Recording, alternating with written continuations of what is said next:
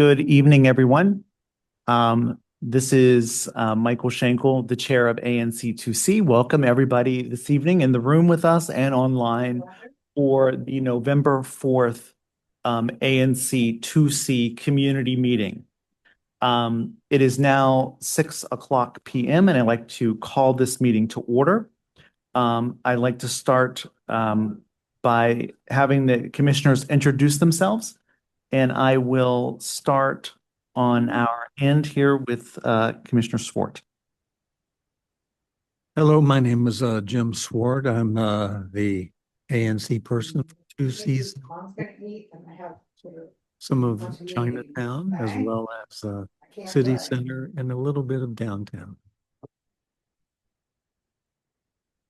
And I am Thomas Lee, ANC 2C03 Commissioner, which encompasses the National Mall and Penn Quarter. And again, I'm Michael Schenkel, the chair, and I'm ANC 2C01, which is Penn Quarter Chinatown. We are missing this evening Commissioner Groth, who is unable to attend tonight's meeting. We do have 3 of 4 commissioners present, so we do have quorum. So we will move forward with tonight's agenda. I'd like to start with the approval of the agenda, and I will display the agenda there. For those of you who are in the room, I have copies of the agenda right over here. And also, for those who are online, you can access the agenda at our website at anc2c.us.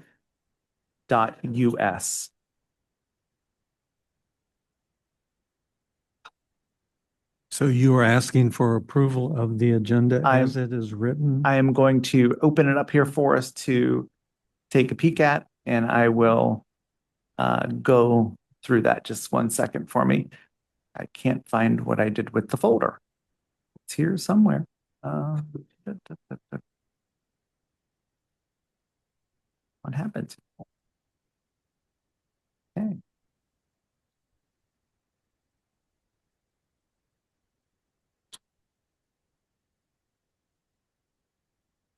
Our downloads. Okay.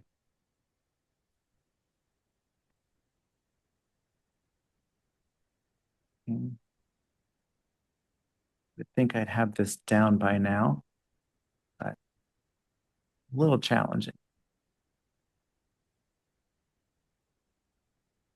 Okay. Well,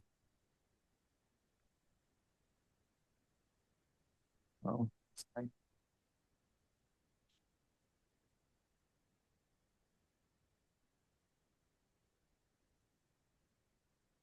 Okay. Here is our agenda for this evening. We'll first do some administrative matters at the beginning of our meeting. We do not have the October minutes. I did reach out today to the minute taker to see where they were in process, and I'd like to thank our commissioners and Commissioner Swart for leading the October meeting in my absence. Thank you for that. We are going to do the treasurer's report and the fourth quarter 2025 QFR. We have a couple of administrative items which I don't believe we have updates on, so we can move forward with those. The Chinatown renewal initiative will be first on our agenda, in which we will hear from the chairs of that initiative. And then we have some community announcements, including representative from the DC School Board. Alistair Chang will be with us this evening as well. We also have a grant and funding request from the Chinatown Arts Grant for the Chinatown Artists grant request for us to look at. This is an addition to the agenda this evening. We do have the Thompson Elementary PTO. If they are on with us, we will plug them into this section for them to present their grant application for their programming this year. We have two APCA license for discussion before us. And we also have actually three public space options to discuss this evening. I put the 725 12th Street under planning, zoning, environment, and historic preservation, but that should actually be moved up into transportation and public space as it is a DDOT number. We are going to talk about the Greyhound bus terminal and its nomination for historic preservation. There is a request for an amendment to the PUD for the Woody's building. And then we also have one signage to review tonight for our agenda. Are there any other corrections to the agenda? I would like to make a motion to have the time change made on the Chinatown Renewal Initiative. And okay, and what so we will then try to modify the agenda to accomplish everything by 9 o'clock. Yeah, as Or we're we'll, going. or we'll be out of time. Okay, got it. Okay. How much time? I would say 10 to 15 minutes longer, Okay. depending, of course, on the audience questions and comments. Okay. Are there any other corrections or additions? Does that need to be seconded? Yes, it will need. Seconded. All those in favor? Okay. 3 of 3 commissioners voting in favor of that. And do we have approval of the agenda then with the modifications? Yes, I believe so. Okay, got it. That is there a motion to approve the agenda? Make that motion. Okay, and seconded by Thomas. And then all those in favor? Okay, 3 of 3 commissioners voting in favor of that this evening. Okay, Thomas, do you want to, Commissioner Lee, do you want to review the quarterly financial report for us? Yes. Do you want to share your screen if you're able to?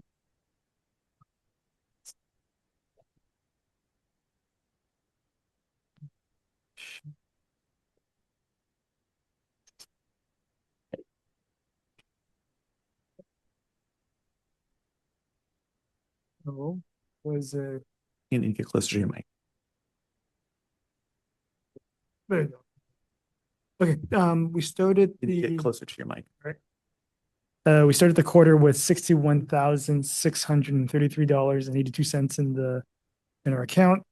We had basically I wrote 2 checks, both of them for minute services or note-taking service, for a total expenditure of $1,135 $35 for the quarter, leaving us with a ending balance of in quarter 4 of 2025 of $60,498.82.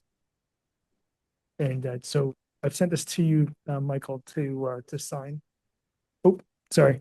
I sent it to Michael to you for review and for your e-signature. Terrific. Is there a motion to approve the quarter 4, 2025 QFR? Or any questions? I have no questions. I make the motion that we approve it. Is there a second? I'll second it. All those in favor? So 3 of 3 commissioners voting in favor of that. I will sign that and get that back to you, or I guess on to Nancy for signature. Okay, terrific. Thank you for that. And you can stop sharing. Awesome. Excellent. Terrific. I do not have updates on the website refresh or the administrative support at this point. So I'd like to jump over those on the agenda because there's no update to provide. And we can move directly forward with the Chinatown Renewal Initiative. And we would like to invite our two guests to present for us. So we have Tim Ma. Winston. Winston, yes. We got Tim. But the danger had an Oh. emergency at the restaurant. Oh, no. I'll be here. I You're stuck with me. Oh, that's okay. That's okay, Winston. That's perfectly fine. I just thought maybe he was ducked around the corner. If you could turn on the mic and use the mic, that would be awesome. And I do have a presentation that you all had sent over that I'm happy to share. Great. Hi, everyone here in person as well as on Zoom. Really excited for this opportunity. And will we be sharing the presentation with people afterwards if they want it? Will they be able to access it? Yes, Great. they'll be able to access it. So what I'd like to actually do is sort of not really go through the presentation itself, but just talk from the heart. Chinatown is at a crossroads, really is. We're at a moment in time where if you think about Chinatown 25, 30 years ago, there are 3,000 Chinese residents that lived in Chinatown. We're down to less than 300. If you think about Chinatown 20, 25 years ago, you had 20 plus restaurants in Chinatown owned by Chinese. That number is a handful. If I think about my time in DC, by the way, I'm a native Washingtonian.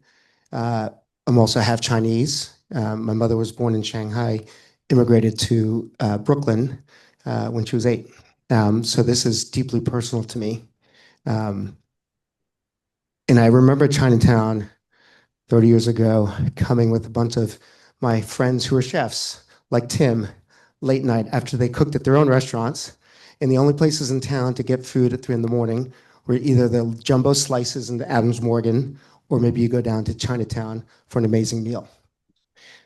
That's what I think this community, this is what I want to do. This is what Tim wants to do. This is what everyone who's been involved, and I see many faces here, you know, everyone from Shawnee to Ted, to Hudson, to Andre, to Ben, to Jim want to see. And so, you know, as we think about this, we're still relatively new. So to give everyone a little background, as everyone is probably aware, about a year and a half ago, the mayor asked Jody McLean and Deb Salzberg to do a task force to reimagine downtown, not just Chinatown, but all of downtown. Their final report came out earlier this summer, and one of the ideas was, one of the big 8 ideas that came out of that was to revitalize Chinatown. I've known Jody for probably 15 years now, and she came to me and to Tim and said, look, there have been efforts in the past to try and bring Chinatown back. There have been task force in the past that have tried to do that. All good intentions, all with great ideas, but very little results. We want to make sure that this task force lives on beyond our findings. We don't want it just to be a nice piece of paper that was printed, that was reported in the news and then forgotten. And as we started our conversations in the community, that's what we've heard very loud and clear. A deep skepticism about this effort. And I'm here to tell you, if there's anything that I can do, that's not going to happen again. And I think the big part of that is listening to the community. And that's why I'm really excited. And I really appreciate the opportunity to be here tonight to answer questions. And I want to thank Jim for extending the agenda, because I really want this mainly to be a conversation and where I can answer questions for people and get ideas or fears or hopes. But one thing I've seen just in these conversations that I've had, probably over 60 to 75 now, me and Tim, between the two of us, is there's a lot of energy and a lot of passion. But what is missing is all working together. There's a real sort of, there needs to be better communication amongst everyone, whether it's city, community, businesses, whatever it may be. There's just a ton of amazing ideas out there. So what we want to try and do is lift all those voices and really figure out what are the common priorities amongst all the different constituents that we can focus on to bring Chinatown back. So I'll pause there because because I do want to really make this a conversation, and I encourage people to ask any questions. If not, I can get into some details of some early findings and stuff like that. Yeah.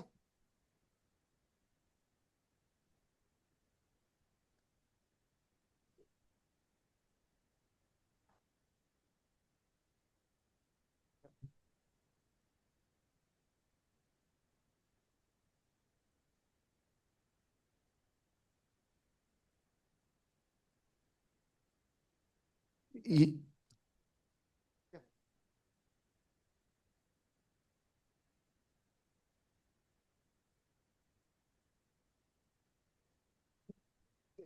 Could you just repeat the question? sure. So the question was, will this succeed? I mean, there's a skepticism that and what's your name? I'm sorry. Elaine, nice to meet you. There's a deep skepticism, and trust me, you're not the first and you won't be the last that has the same fears that this is just another nice, amazing presentation that goes nowhere. I can't sit here and guarantee you that we will succeed, but if I can continue to help and work with, people like Save Chinatown DC, people like 1882 Foundation, people like Mawapia, people like Downtown DC Bid, people like Monumental Sports, I think there's a collective energy to give it the best shot they've ever had. And I think an important thing to mention here is that this is a public-private partnership. I think there have been some efforts in the past that are publicly led, which I think was great. Some of the task force that came out. But as we know, change in an administration changes priorities. And what we want to make sure happens here is that this lasts beyond any administration. This administration was great and has been fully dedicated to this, and Ben's team has been amazing at all this. But we want to make sure that we can get enough support that we don't rely just on city dollars to really realize this and really help the community. So hopefully we can keep a communication going. I'd love to get your thoughts on what would you like to see here in Chinatown? Like what would signal to you, okay, this time it's a little different. Mm-hmm.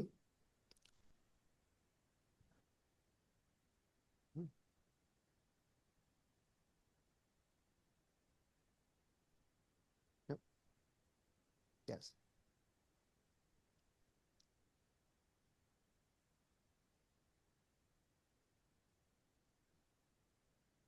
Mm-hmm. Mm-hmm. Yep. Great. By the way, are we recording this? Yeah. Okay, great. So I don't have to worry about taking notes. Yep. Or anything like that. Fantastic.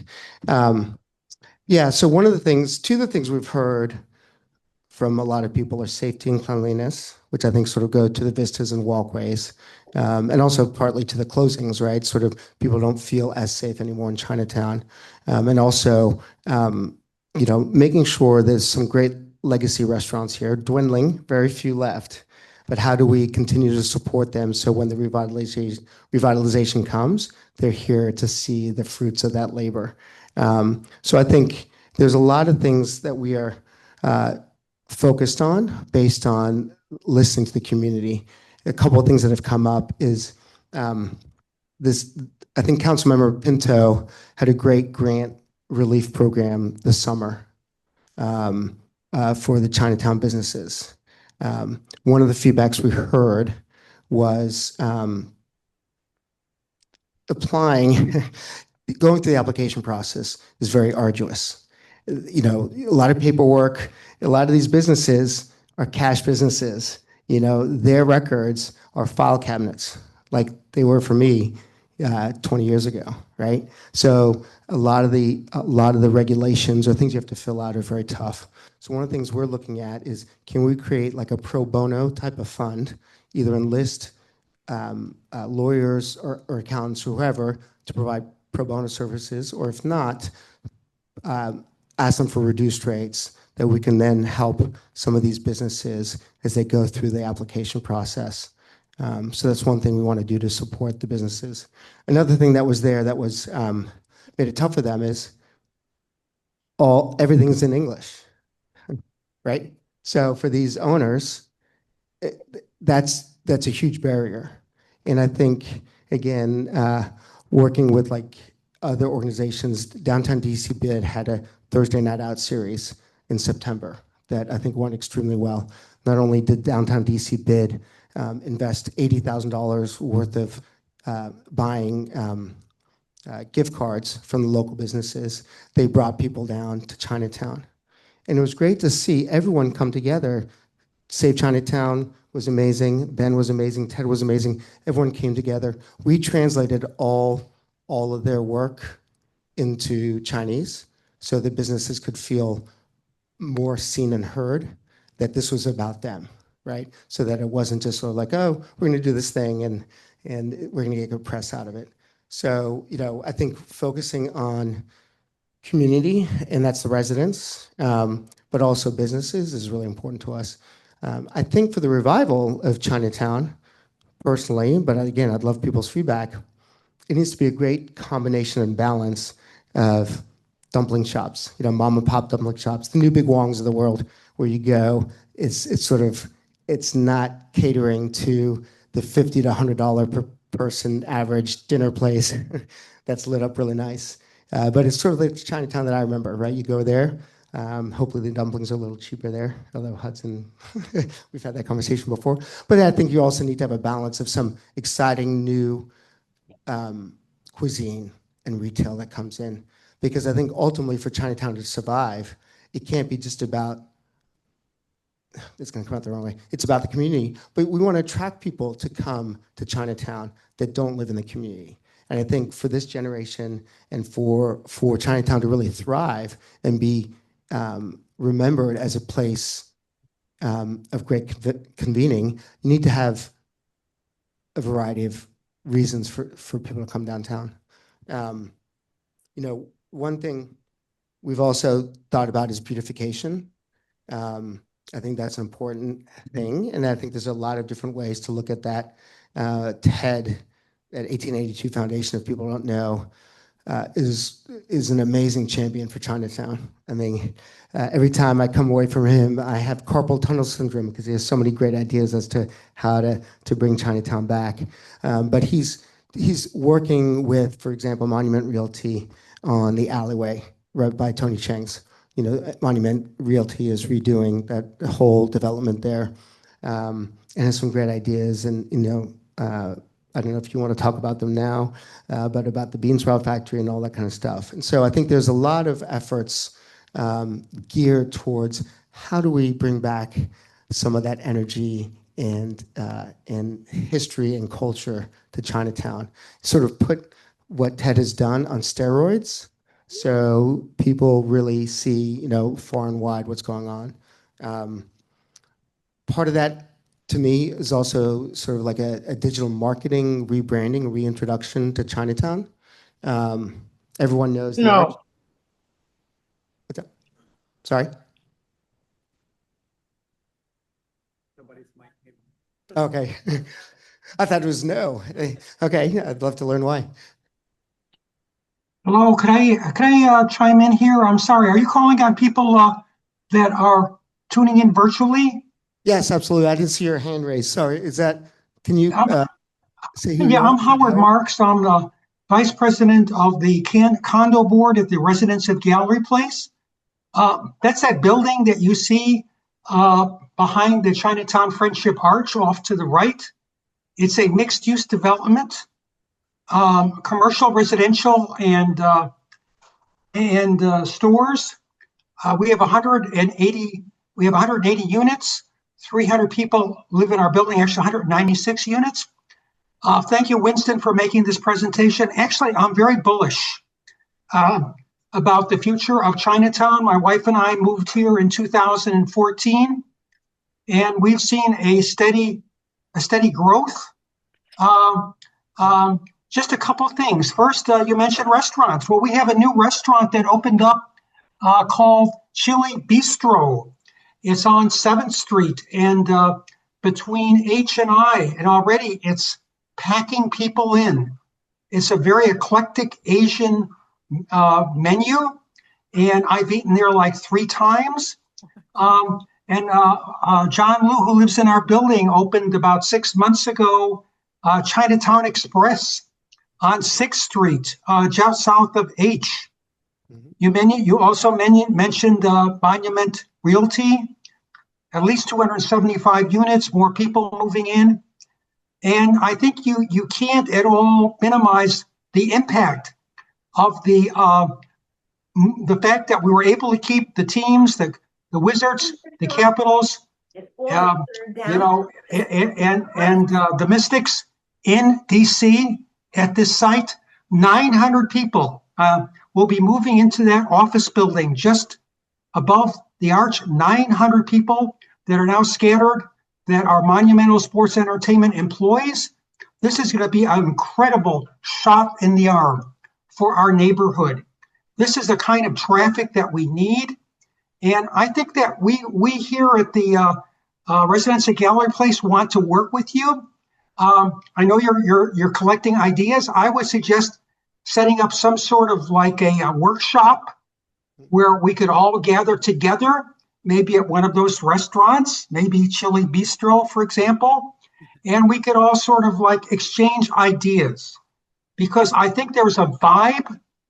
I'm very optimistic, and I'm so thrilled that you've taken the bull by the horn, so to speak, and moving forward. Thank you.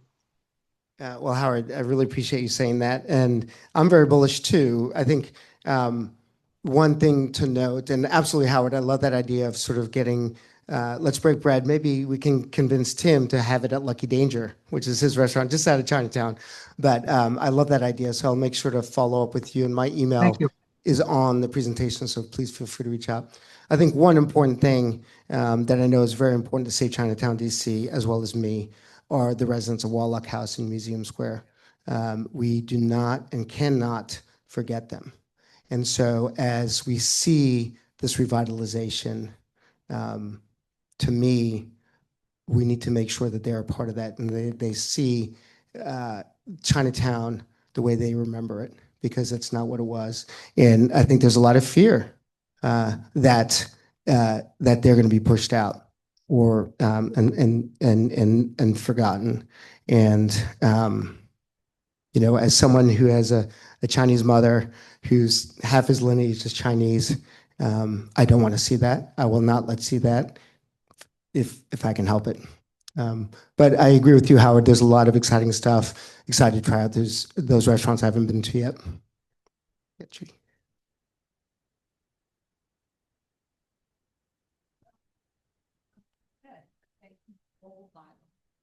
Two things.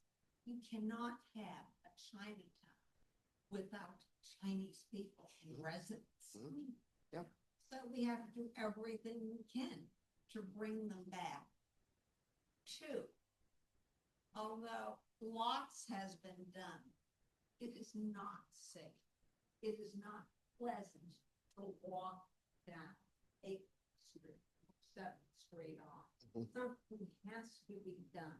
You can have all the best restaurants and all the best shops, but if people are afraid to walk down the street, they're not going to go.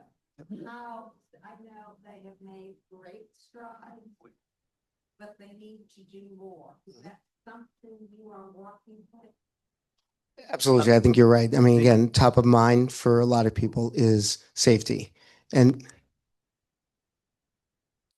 yep. Right. No, for sure.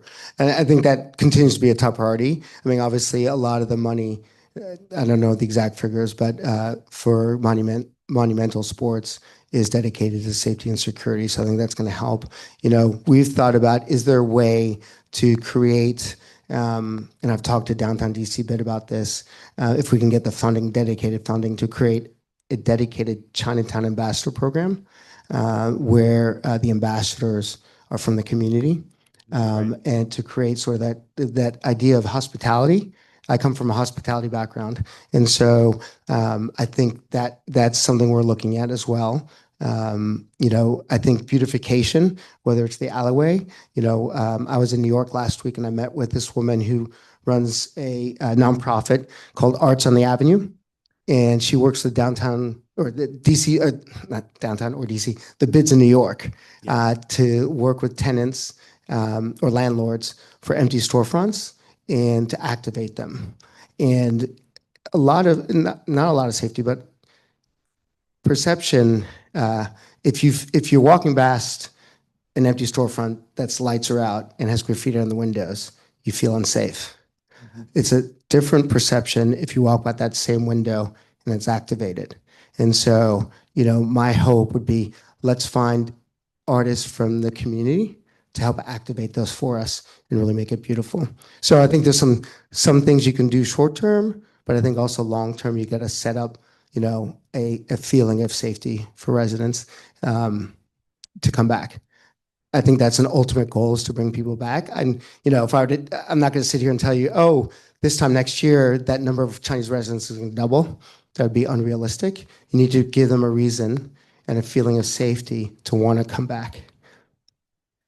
Winston, we have a couple of questions online too.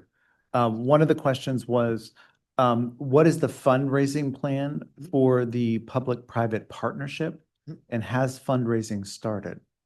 Yep. I can give you my Venmo if you'd like to donate to the cause. And but no, all kidding aside. So we've been very fortunate to get a private donation from a benefactor in DC, someone who is Asian, who really believes in Chinatown.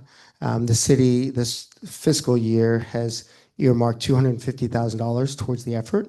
That money has not been allocated. That doesn't necessarily mean it's coming to us. It's money that's been allocated to the Chinatown revitalization. One thing I'd love to see, and we've talked about with the community, is, can we take Chinese New Year and really elevate it, both not only on Sunday, February 22nd, for the parade at 2 p.m. You should put that all on your calendar right now. But how do we get families and others downtown before the parade, right? And how do we get people on the actual Lunar New Year on Tuesday, February 17th, to come to Chinatown, or, we're talking about Anthem Row, and activate that. I should forget the question, but Public-private partnership. oh, public-private partnership. So, we are actively looking to raise money from individuals who are passionate about this. We're setting up, as some people who've started nonprofits know, this will be a nonprofit, but that takes a process. So we're still in that. Awesome. Do you want to go ahead? I'm sorry. Yes. If folks could come up and use the mic so that people can hear your question. We can repeat your question, but we're going to lose the essence of your thoughts there. So please. Okay, thanks. First one on the mic. It's good to see you. I think you've mentioned, I'm Shawnee, I'm with Save Chinatown DC. You've mentioned our group a few times. You've, I think, addressed some of the concerns we've brought to you in our past conversations.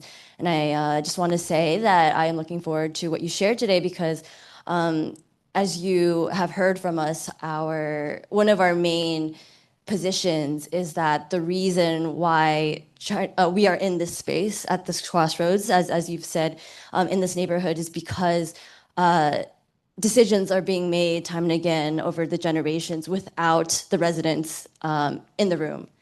And there's a tendency to see Chinatown as a monolith, as the Chinese community as a monolith. There are a number of really amazing actors and stakeholders in the neighborhood, but don't necessarily live in the neighborhood. And so we see our role and our goal as an organization is to uplift and center those voices. So thus far we have not seen residents necessarily in the room, as your group, CRI, makes decisions and plans around the future of or makes decisions around your future plans in the neighborhood. And, we're looking forward to seeing how we can change that and how that can be addressed.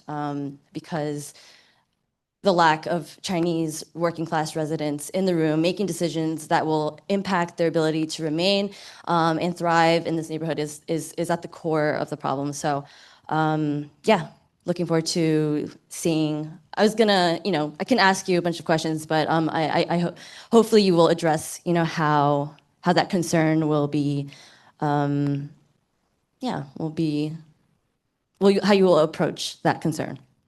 And I will just say that you also shared with us the existence of an advisory board to your group.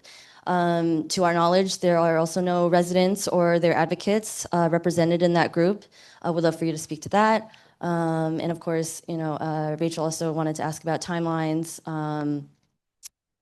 I can let her speak to that too later. Thanks. First of all, great questions. So thank you for that. As you know, I've tried to keep a very open dialogue with you all. We tried to connect last week. I'm sorry that didn't happen. Really excited to keep those conversations going. Totally agree. Chinese residents are paramount. That is, people often ask me, who do you report to? Do you report to the city? Do you report to your funders? No, we report to the community and to the Chinese residents and businesses in Chinatown, full stop. So, we have met with some Chinese Wallach residents and others, but also like Shawnee and Save Chinatown, DC, speak for the community. They have a very close connection to the community. So I'm hoping when we have our conversations, you're bubbling up to the top what matters most to the community, because you do have your ear on the ground. You are speaking to them probably more often than I have the ability to. Right. So I encourage us to continue that open dialogue, to learn from each other, and learn what's needed. And I'm curious as to, we'll take it offline or online, it doesn't matter to me, what your major concerns are that I haven't addressed tonight, because I want to make sure that they are. Second question was, the advisory councils. So in full transparency, I was given 2 hours to put together that presentation. No, please don't take that personally, anyone. I didn't know. They told me many times, can you give us a presentation? And I didn't read the emails until 3 o'clock before the 5 o'clock deadline. So I apologize. So I took that presentation from a pitch to a national funder. And so the reason it says on the presentation, some members of the advisory council, but not all, local residents wouldn't have resonated with the audience that I was speaking to with that presentation. Tim Ma just today met with the Lee family that are landlords in Chinatown. They own like the new Big Wong building and all that kind of stuff. They're on the advisory committee and others. So again, we want to make sure it's a representative. There's nothing to hide here. And I think the biggest thing that I'm trying to do is to say, hey, we're all on the same team. I don't have an agenda. Again, my agenda is Chinatown. I'm not a shill for the city, none of that. And I need people to understand that we are an open book. We want to have conversations. So, yeah.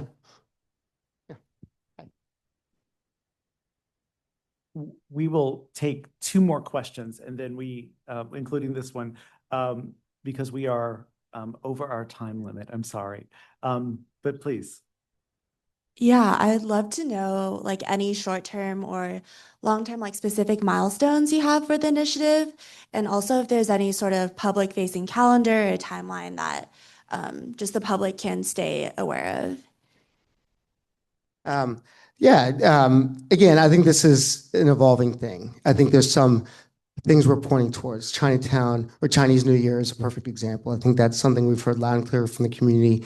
It's an opportunity to grab the attention of people that normally don't come to Chinatown and educate them on the history of Chinatown, the history of Chinese culture, and all that kind of stuff. So, I think a lot of energy, that's in February. Yeah.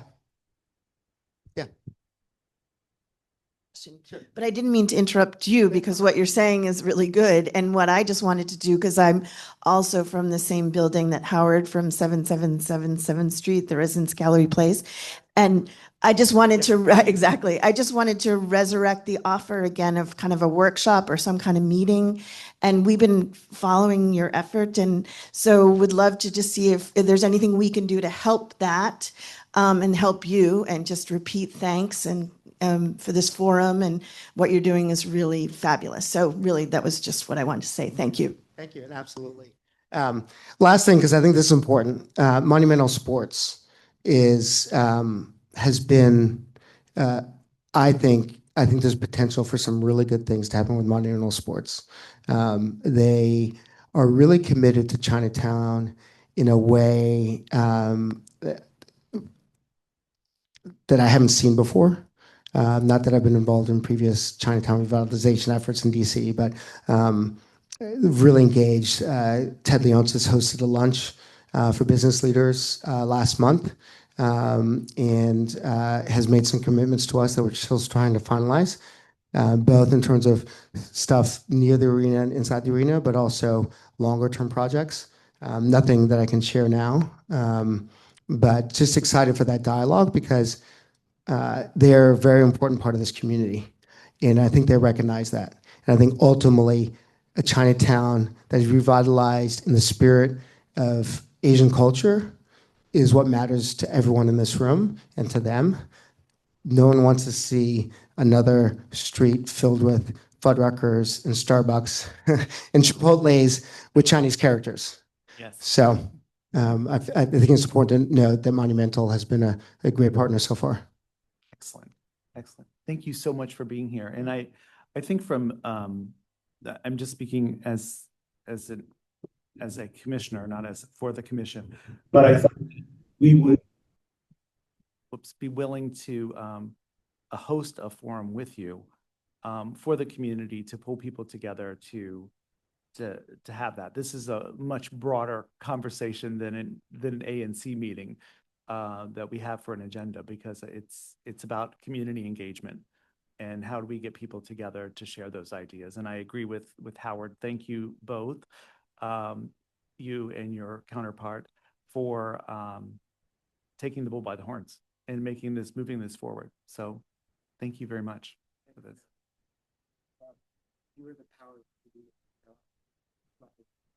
Excellent. Let's do it. Please. If I might say one thing, as your point of contact with the ANC and you as mine with your program, I'm so pleased that you were here tonight, pleased with what you had to say, and very pleased with the conversation throughout the room and throughout the Zoom. And I appreciate the fact that two of my fellow living area people are here today and had some nice things to say as well. And we made sure that there and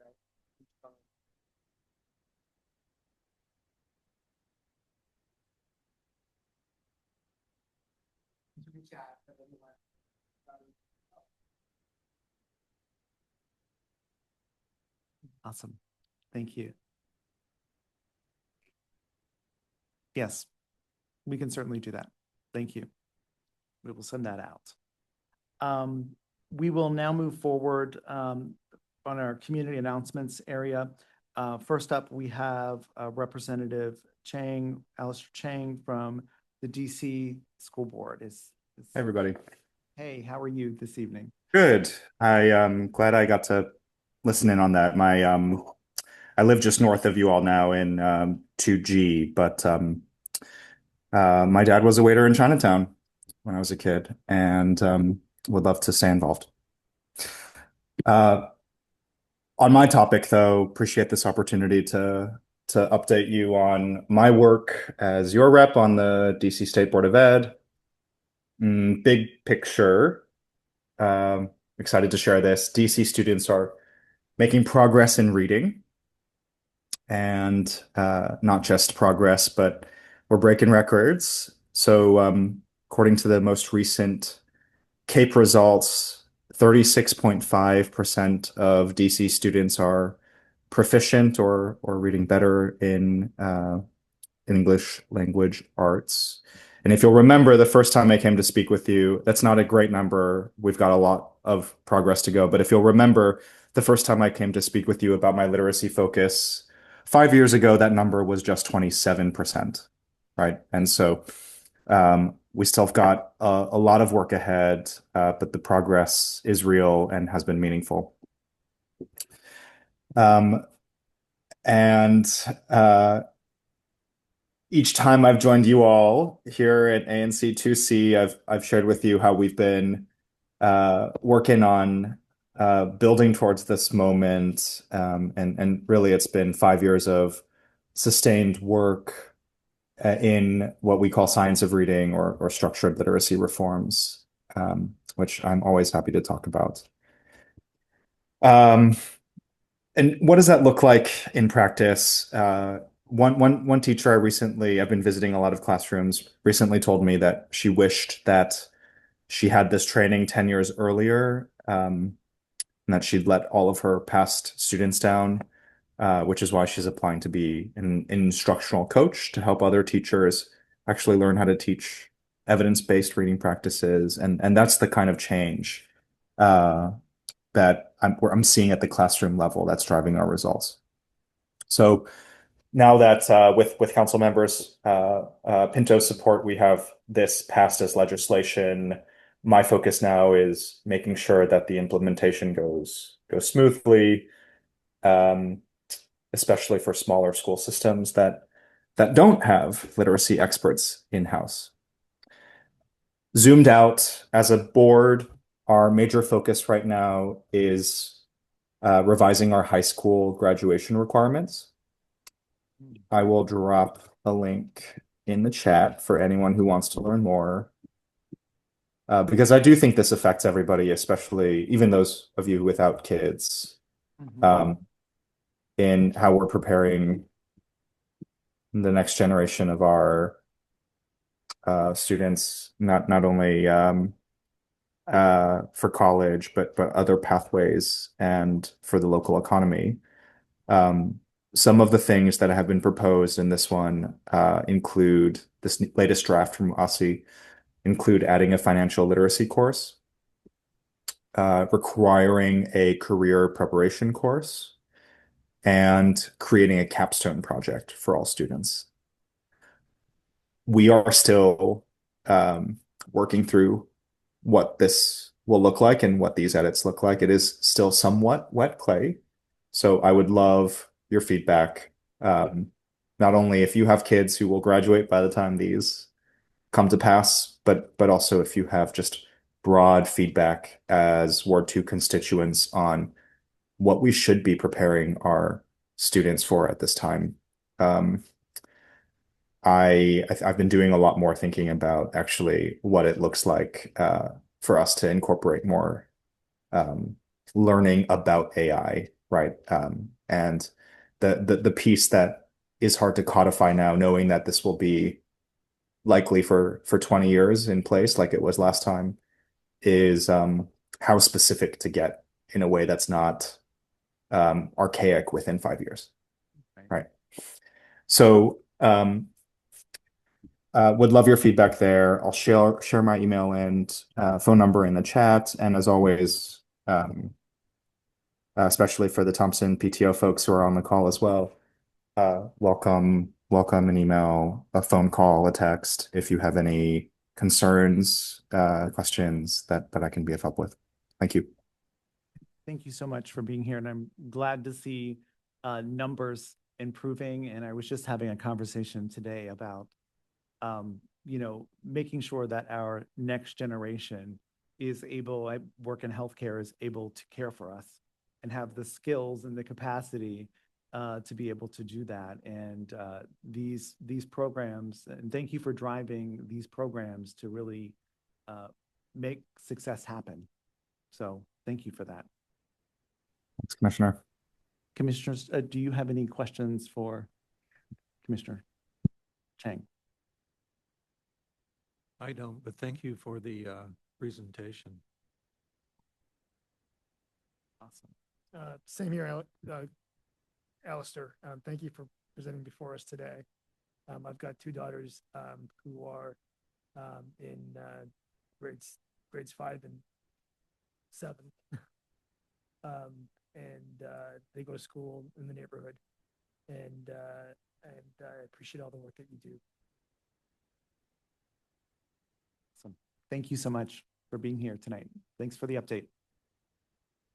We'll move forward. I'm not sure if I still have my MPD crew on with me yet, but is there anybody from MPD 2 on with me this evening?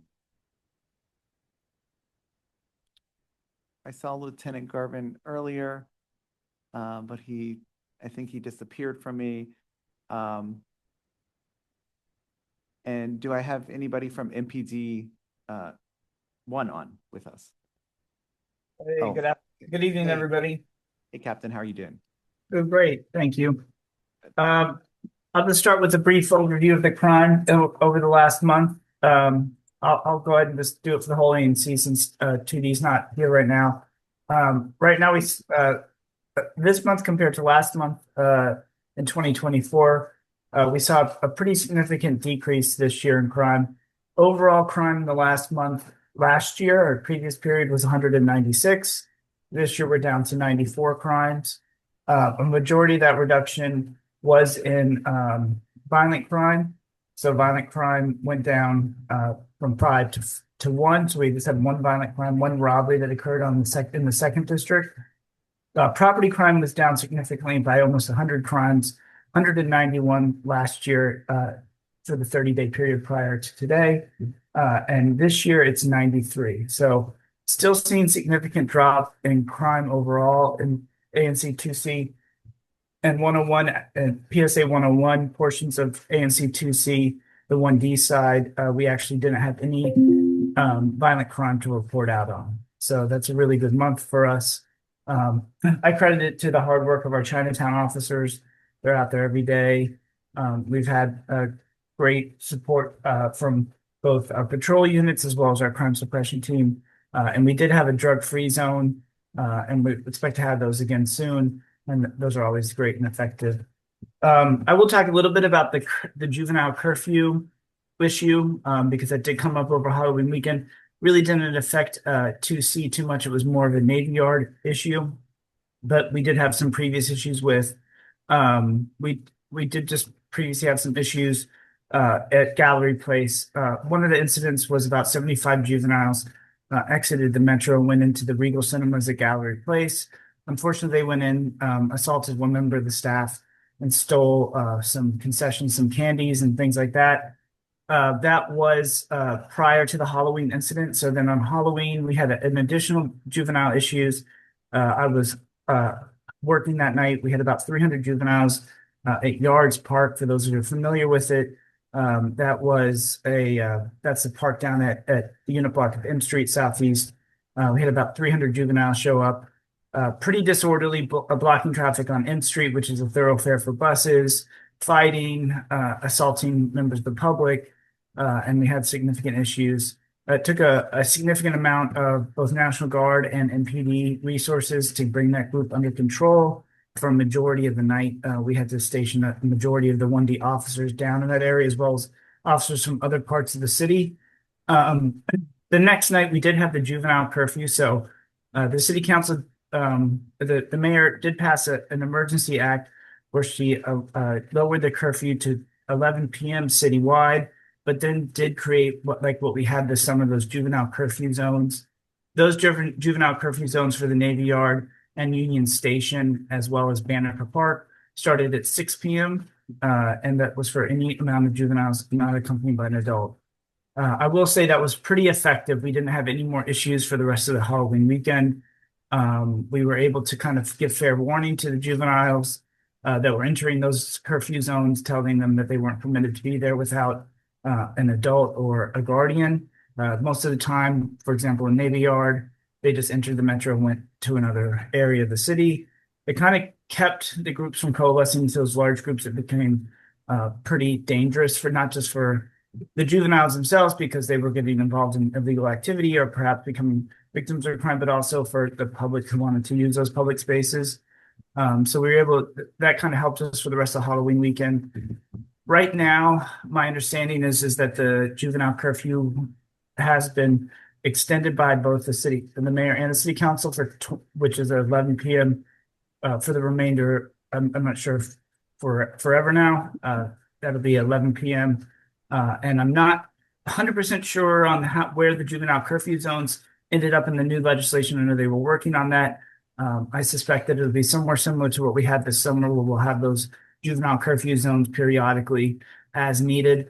Those are basically intelligence-led, data-driven. So when we have information that there's going to be a juvenile gathering in an area, for example, Union Station was one of the areas that we saw on social media that there was a planned meetup, we'll use those juvenile curfew zones to kind of combat that.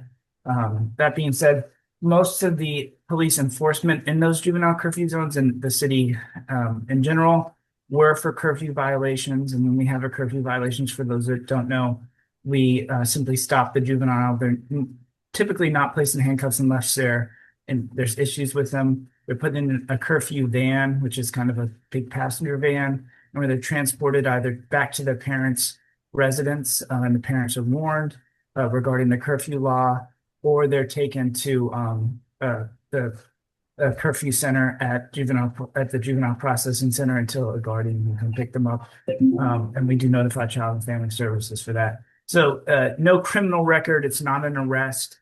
They're not fingerprinted, anything like that. It's just simply a way to make sure that they're safe and that the guardians know where they are. Because a lot of times we find sometimes the kids' family don't actually know where they are, or people are looking for them, and they can become missing persons. They can become endangered and things like that. Other than that, we're going to continue kind of our work that we did last year with the holiday market in downtown. We're going to have extra officers down there. They're kind of setting up now. Our commander was able to go meet with them and kind of make sure that we're there to support so that everybody can go enjoy that downtown market over by the Portrait Gallery. That being said, I'm available for any questions. I'll try to answer any 2D related questions in case there are any. If not, I may have to refer you to Lieutenant Garvin.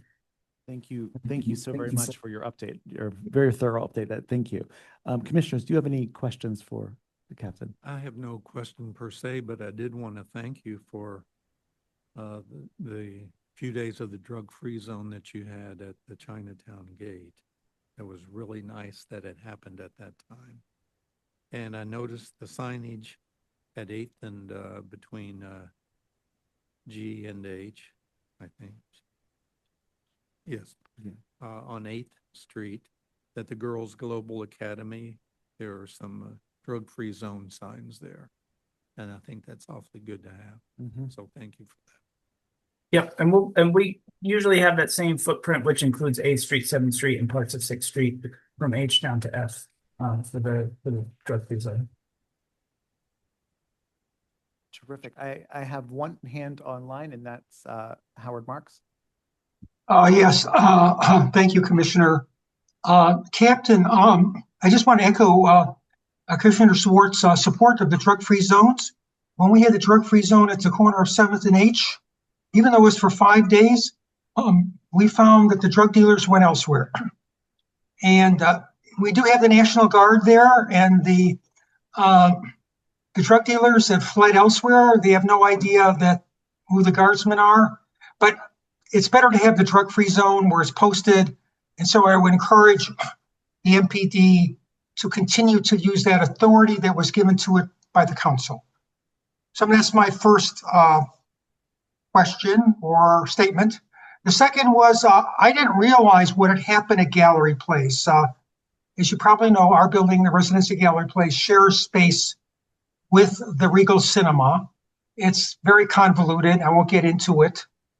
And you mentioned, I think 60 of these people somehow went up the escalator, went into the area where there is concessions. And could you tell us a little bit about what happened and what steps will be taken to prevent that from reoccurring? Thank you. Yep, absolutely. So it was kind of kind of use an outdated term, a flash mob situation. A lot of times they're kind of coordinating through social media or over the phone and they kind of just appear together. It was pretty quick. It happened. The same thing happened in Navy Yard. It would be a group of 5 or 6 people, totally manageable. Next thing we know, we have 50, 60, 70, hundreds of juveniles in the area. That being said, they kind of overwhelmed the security that is there. And there wasn't MPD necessarily inside, and then made their way up the escalators, kind of all together. What we're doing to kind of combat that is that we've changed the way that we're kind of monitoring. Be honest, Gallery Place, that interior space was not on our radar as a juvenile meetup space. Really wasn't. I hadn't had any kind of data or facts supporting that as a place to meet up. But now that's on our radar. So what we do now is when we have groups of juveniles kind of meeting either on New Street, Banneker Park, Navy Yard, Union Station, we assign an officer to specifically go through that area every 15, 20 minutes and kind of give us an update. And then we monitor that. And then we monitor that with Metro Transit. So when we see those groups get on the Metro at U Street or maybe Navy Yard, we can monitor where they're actually going on. The Metro is able to monitor them by camera, see that they're getting off at Gallery Place, proceeding on up to U Street, things like that. So that's something that we're kind of changing how we're doing. And now that it's good, in a way, it's good that it happened. I wish it had to happen that way, but now it's on our radar so that we know that that's a place we definitely need to kind of pay special attention to when we start to see these groups coalesce. Thank you. Is the woman that was assaulted, is she all right? Was she taken to the hospital? Is she okay now? Yeah, I don't believe it wasn't serious injuries. It was just kind of in a melee of issues with the juveniles kind of pushing past. So no serious injuries in that. Oh, good. Yeah. Good.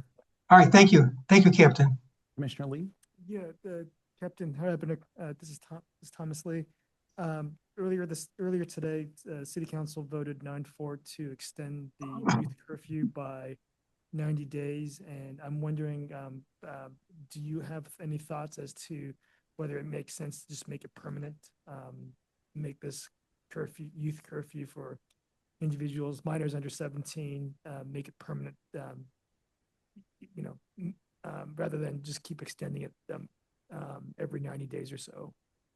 I can tell you my subjective experience, being on the ground, that it was an effective way to address the issue.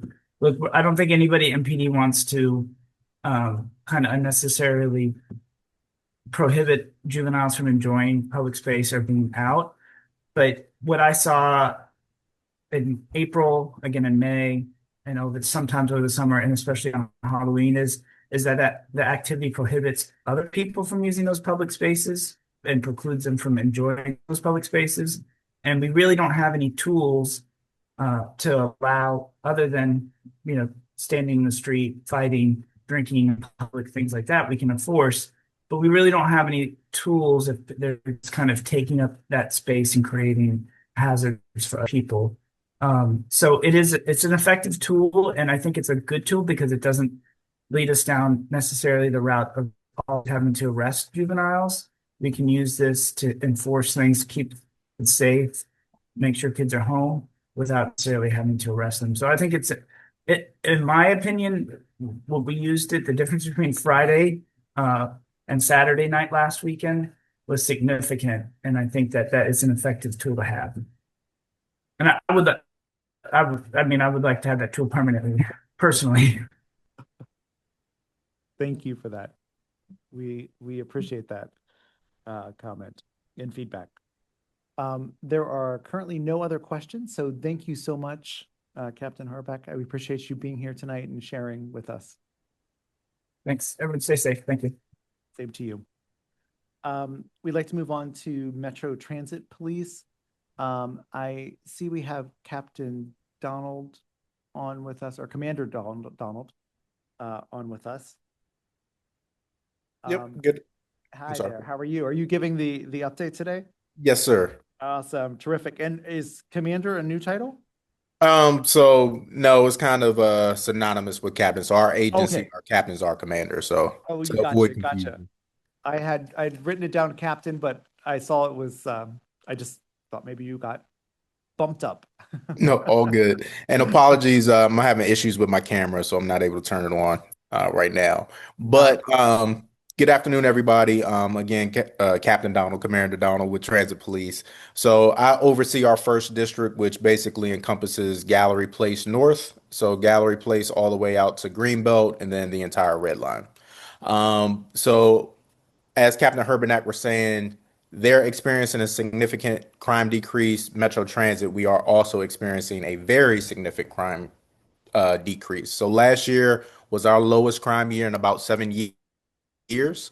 We're currently showing about a 35% decrease in our very serious crimes, our aggravated assaults, our robberies, in comparison to last year. So if we can continue these last 2 months at our current pace, it'll actually be the lowest crime year in the history of Metro. A lot of that has a lot to do with our partnerships, again, with MPD, our contracted security guards, our crisis intervention team, a whole bunch of different initiatives that we're doing. It's starting to really show a significant impact in our crime as well as our implementation of fair enforcement. As Gallery Place specific, we continue to partner with MPD, especially during morning and evening rush hour with some of their detailed officers at the station.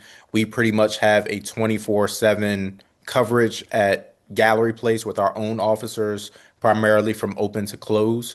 So at any point in time, if you are at the station, there should be an officer there, absent a very serious emergency where we had to pull them away.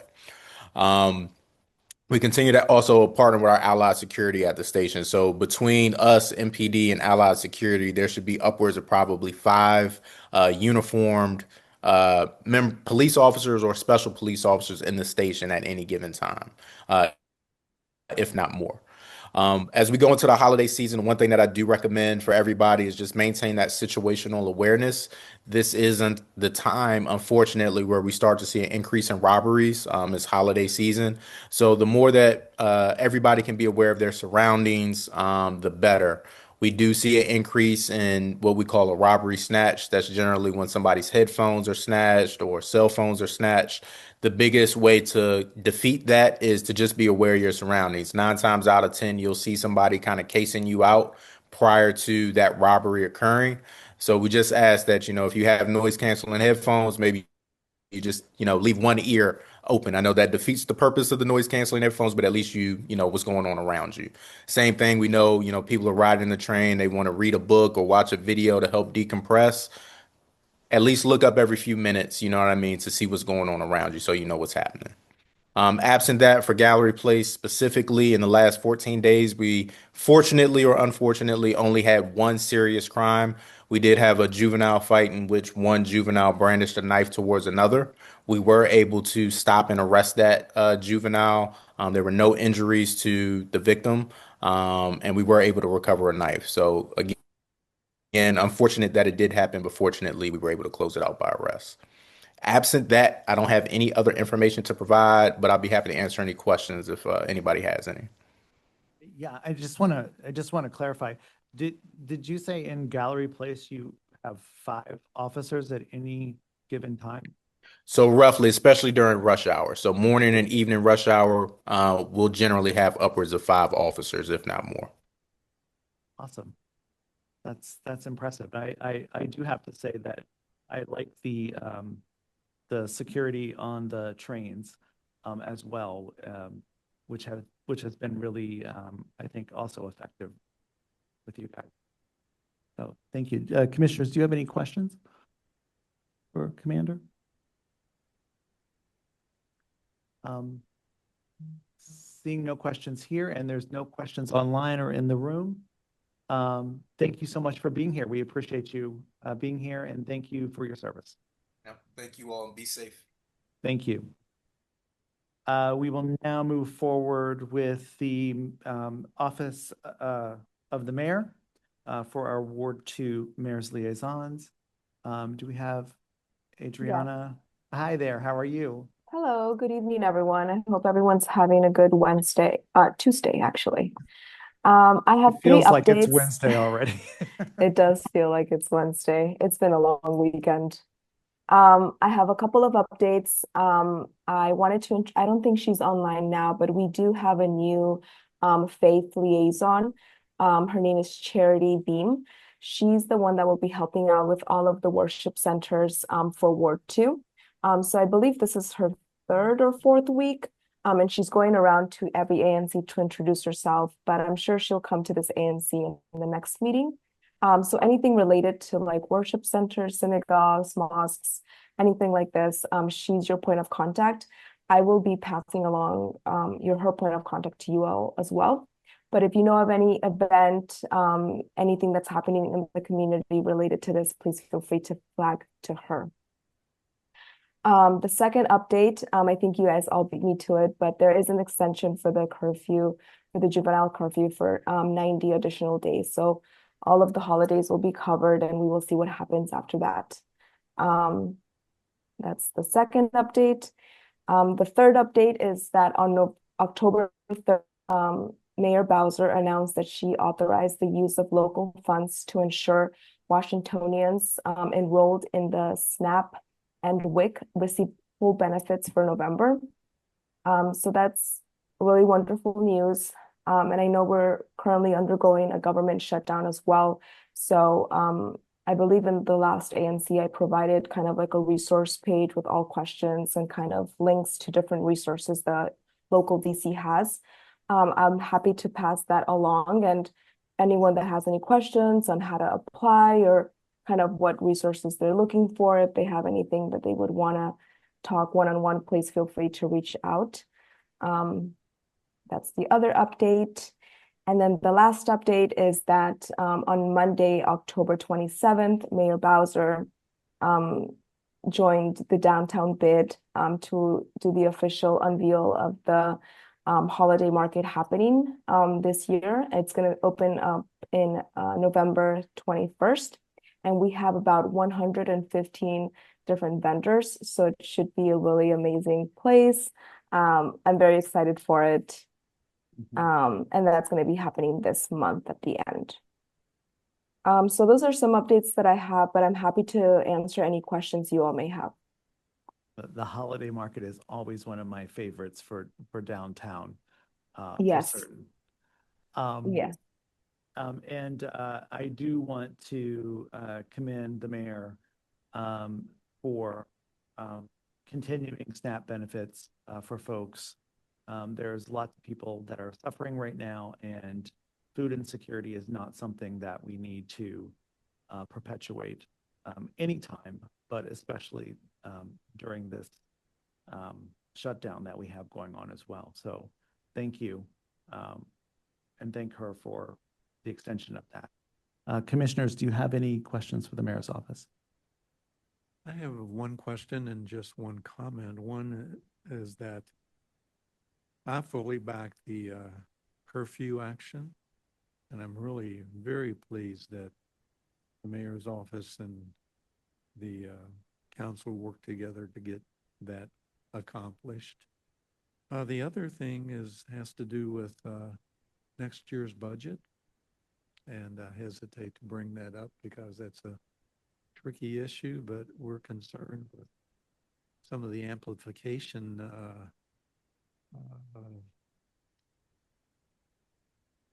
bills, I guess, that, I mean, we have the law passed for the Sound Mitigation Act, but no money to enact it. But please know that's in our level of concern.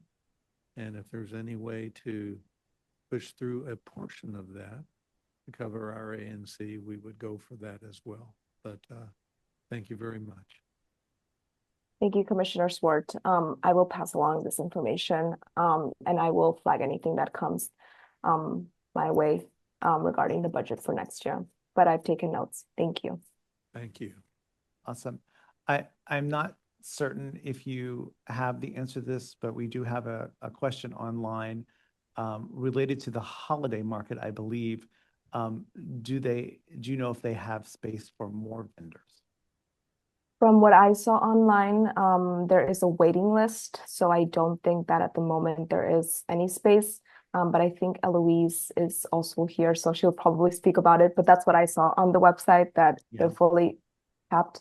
But I'm sure she also has more information. Awesome. Thank you. We'll check in with her in a few minutes. Thank you. I'll put my Awesome. contact information in the chat, but anyone here, please feel free to reach out to me. Thank you. Thank you so much for being here. We appreciate you. And have a good rest of your week. Thank you, we'll- likewise. We'll move forward with the Office of Ward 2, Councilmember Brooke Pinto's office. Hello, everybody. Hi there, how are you? I'm well. How are you? Good, thanks. All right, I'll get into my update. I have a fair many, so I'll get into it. So as you all know, the federal government shutdown shows no sign of ending, and the local government is continuing to help residents in every way we can. As Adriana mentioned, we know that food aid programs like SNAP and WIC have been in the news a lot. In DC, there are 141,000 residents that rely on SNAP and 12,500 that rely on WIC, averaging around $314 a month per household. Our Attorney General Schwab joined a lawsuit aimed at releasing contingency funds during the shutdown that the administration had been refusing to use. And a judge ruled in favor of releasing contingency funds on Friday, and today the administration agreed to partially fund or will cover half November benefits. And as Adriana mentioned, the mayor has authorized using local DC funds to ensure DC residents on SNAP and WIC will not have any disruptions throughout the month of November. The National Guard is also still deployed around DC. They are now expected to be in the district until at least this February, with reports that they will be here through July for the 250th anniversary of independence. Attorney General Schwab filed a lawsuit to remove the National Guard members from other states that are here, but the president does remain able to deploy DC's National Guard at his direction. Some legislative updates at the council, and I know that Captain Rennenbach and Captain Donald also mentioned these, but I'll go into a little more detail. At the council, one of the main public safety topics at the moment is how to handle the larger teen gatherings in public spaces that have been turning violent. For example, what happened this Halloween weekend. On Thursday, Councilmember Pinto held an all-day roundtable to discuss extending emergency juvenile curfew legislation. More than 50 public witnesses testified or submitted testimony, including young people, educators, neighbors, and other stakeholders, as well as MPD Chief and Deputy Mayor for Public Safety and Justice. We included a later panel so students and educators could participate after the school day. Over the summer, these curfews allowed the chief of police to declare a juvenile curfew zone for groups of 9 or more unaccompanied teens starting at 8 p.m. in a limited area. 7 zones were declared and no arrests had been made. However, the emergency legislation had previously expired. As I mentioned, just this weekend, a large hangout in Navy Yard unfortunately turned violent, and we saw clashes between teens and the National Guard that led to multiple teens being arrested. The mayor was able to declare a limited emergency curfew that expires this Wednesday. So we know that a vast majority of our young people are engaging in safe and productive activities, and we need to invest more in spaces and activities for young people to be in. Earlier today, the council approved my emergency 3-month extension of the expanded juvenile curfew. The council also passed an amendment that Councilmember Pinto co-introduced with Councilmembers Parker and Fruman that secures a district child tax credit and improves the earned income tax credit. Unfortunately, the council voted against another component that would have ensured seniors can be confident that their hard-earned retirement savings are secure. Councilmember Pinto voted in favor of this and is disappointed that this part failed. The Judiciary Committee will be having a joint hearing with the Committee on Youth Affairs on November 13th on various bills, including youth safety, including better oversight of the Department of Youth Rehabilitation Services. The Judiciary Committee will also hold another hearing on December 4th on permanent youth legislation and more generally about public safety in DC, including bills on gun violence prevention and first responder retention. This Thursday, the Transportation Committee will hold a hearing on new streetery guidelines that will go into effect on November 30th, and I'll post links for each of the hearings in the chat for testimony signups or submissions. And I'm happy to take any questions now. Thank you so much for those updates. We really appreciate those. Sorry, commissioners, do you have any questions for the council member's office? Just a comment. Just a comment to thank Councilwoman Pinto for her leadership in advocating for this youth curfew extension, and would like to thank her. Thank you. I will let her know. She'll be very happy to hear that. And I, Jim Swartz, second that. Awesome. Are there any questions from the room or online for Councilmember Pinto's office? I'm sorry, Howard Marks, I couldn't get the hand up. That's I just okay. wanted to echo what Commissioner Lee said. We at Gallery Place are thrilled about Councilmember Pinto's efforts in terms of this youth curfew. It's really critical, as we heard earlier from the captain. It's right here to Gallery Place. Unfortunately, the Regal Cinema 14 screens. So please let Councilmember Pinto know that we support her efforts. Thank you. Of course. And for everyone's information, we're also looking into the best ways to push permanent legislation through the council as well. Thank you. One of the questions that came up earlier was related to the sound mitigation law that was signed into effect, and there being no money or resources allocated to that in the budget for implementation. Residents, especially in the downtown area, have been complaining for years about sound and no one being able to enforce it from folks.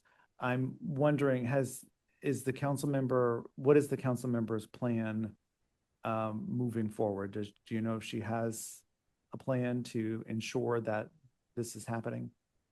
This is something that my direct supervisor and the council member have been looking into.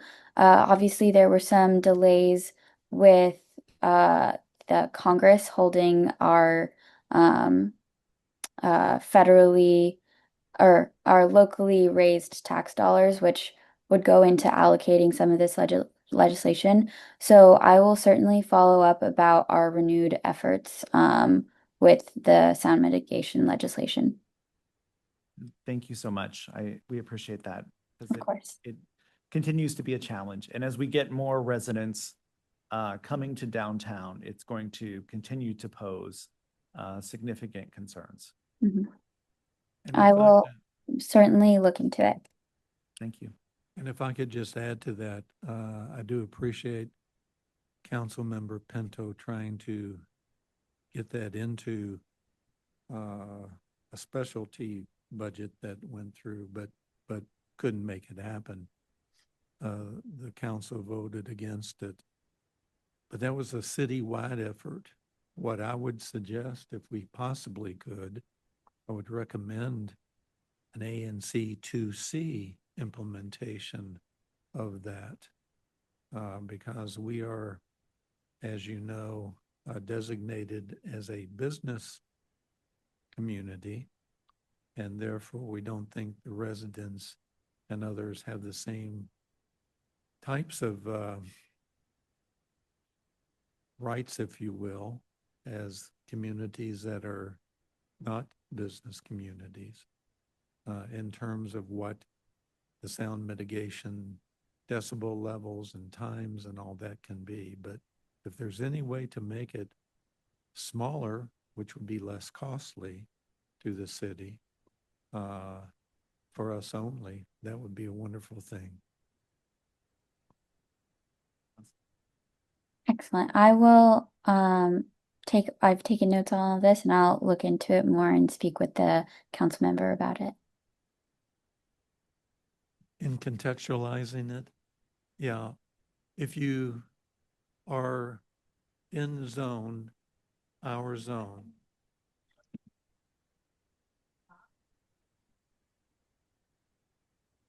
well, yes, what there was a budget that went through. It was stripped and went back to last year's budget. What Council Member Pinto did, because that was lumped with any number of other things that weren't budgeted, she tried to pull it out of that particular cluster to say, how about we vote on this one only to get it back into the budget? And it was not,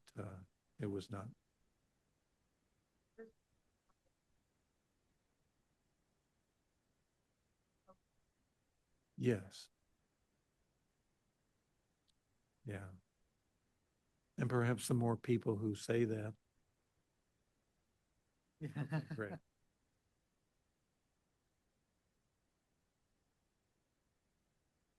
Mhm.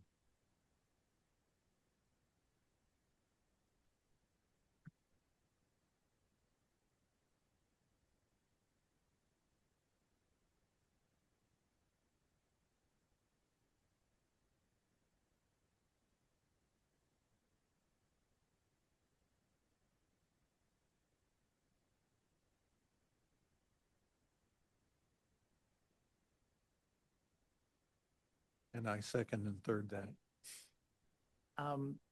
We will now move. Thank you so much for being here and for answering those questions and following up with those. Thank you all. We will now move forward with the downtown DC bid. I saw Eloise was on. Yes, I am. Good afternoon, everyone. Hello. All right. Thank you for your patience. I'm going to share my screen to just give some updates of some of the work we were doing. And I'm sorry, was there a question? Oh, no. I'll just. Okay. Let me share. Okay. I have a question. Yes. No, it's just Lucas. I'm messing with Hi, you. Lucas. Are you all able to see my screen? Yes, we are. Okay. So, Lucas, we can tag team this. How about that? Okay. The stage is yours, Miss Johnson. Okay. Well, I'm gonna go through a quick update of our clean and safe data that we have for the month of October. As you can see, in October, we collected, our team at the bid, nearly for 19,000 bags.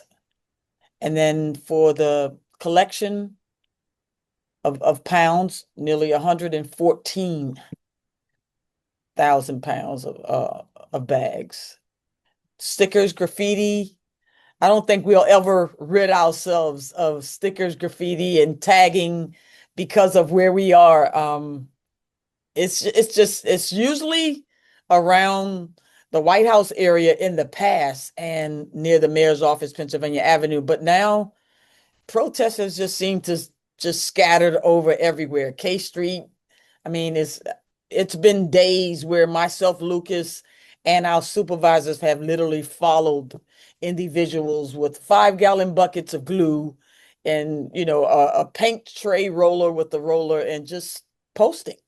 So we're working on that to try to get some artwork. But as soon as we get over one hurdle, they're like posting other things. So thank you all for bearing with us. I know that the black box for the base of the light poles are not attractive when they're silver and black, but I think the message is clearer when it's no graffiti or no negative posters and stickers to reflect in our bid.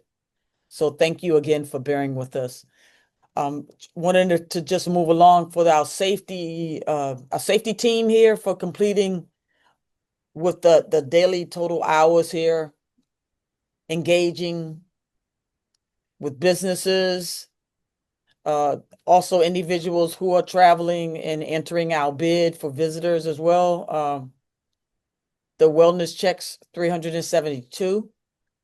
And then the Chinatown corridor of support, as you can see, over 1,000 hours completed. The checkpoints for the safety hub and the numbers, it keeps going on as the activities are and foot traffic throughout our bid footprint. So all of us working together to make downtown a clean and safe place to visit.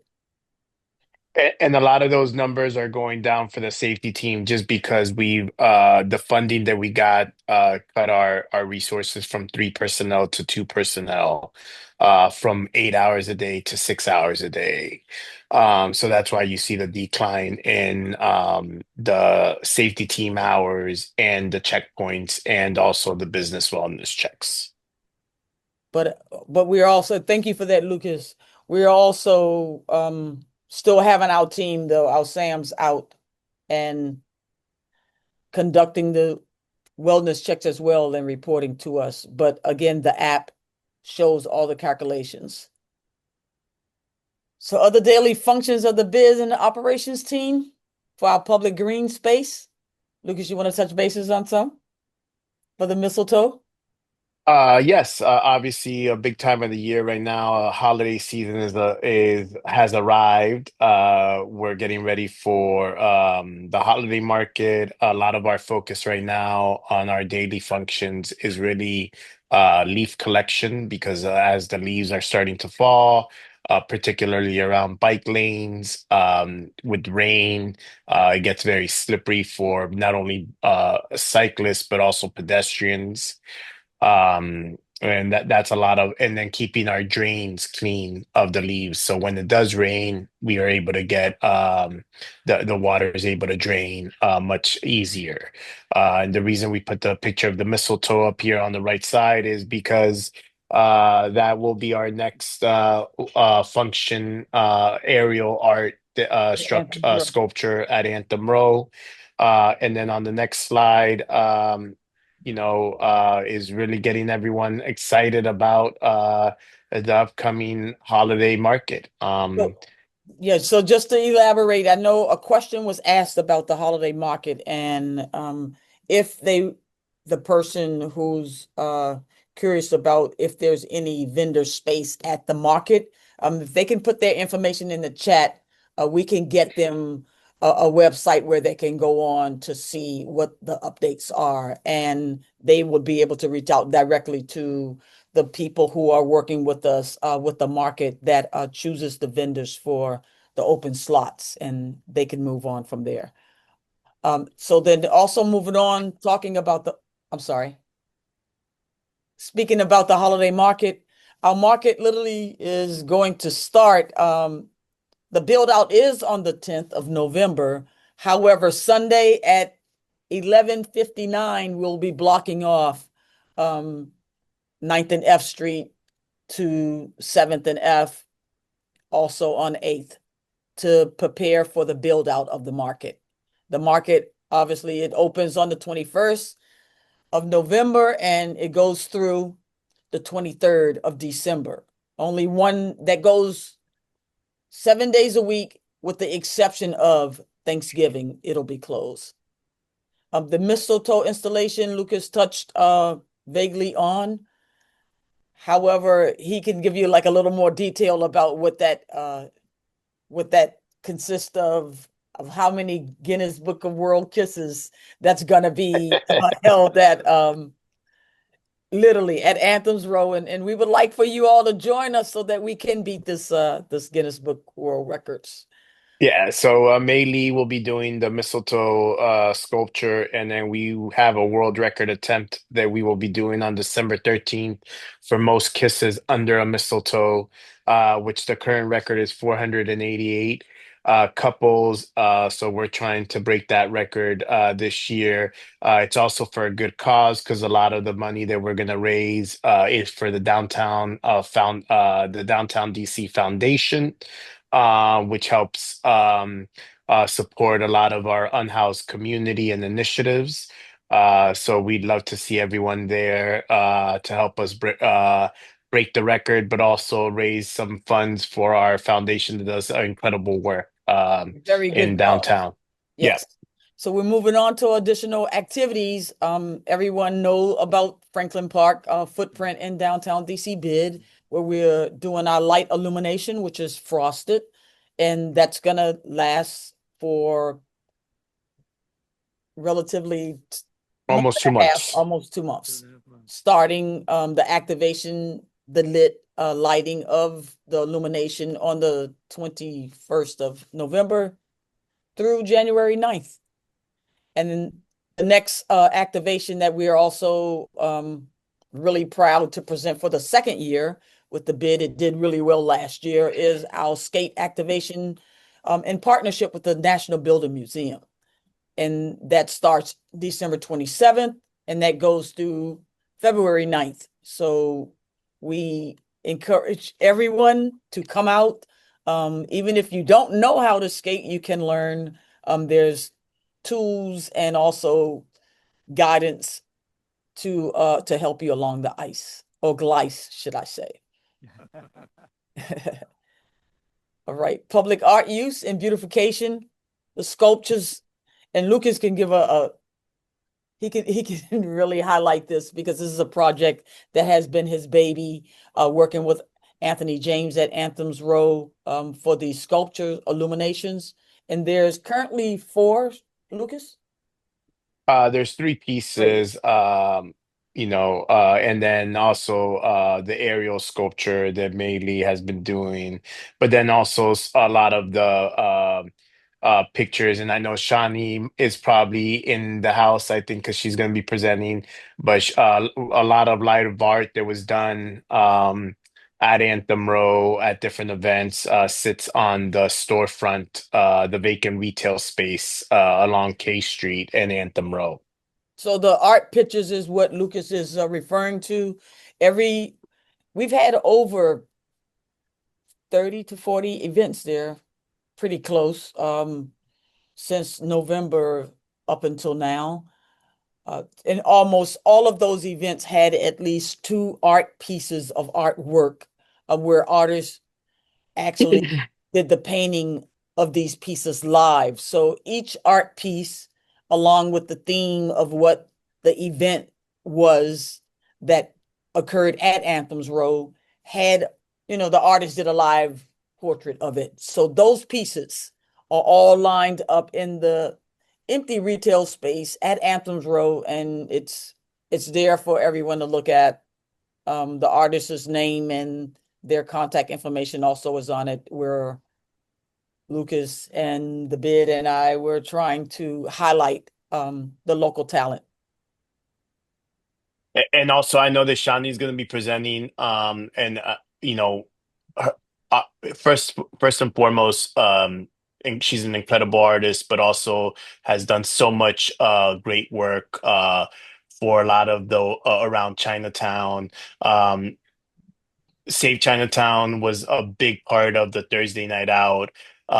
They really helped tremendously in getting a lot of the businesses to on board, particularly the legacy businesses. They were out there doing just talking to the business owners and helped out tremendously. So I hope that we could support her initiative, and she is a vital part of the community.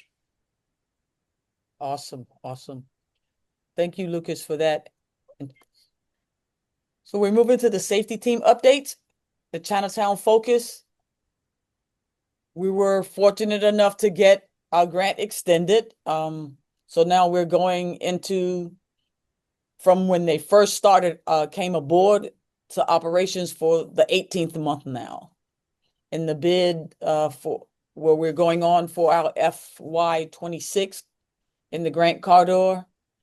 As Lucas mentioned earlier, because of funding, we had to scale back to 2 safety ambassadors, and they're going, as he said, for 6 hours. So I'm not going to go and repeat all of that. So we were saying since then, Well, first coming aboard till now, we had over 9,000 business checks over the past 100 businesses throughout our community, and still holding on to building a strong relationship and bringing vital information that we are able to use and share with various law enforcements, as well as not all things are bad.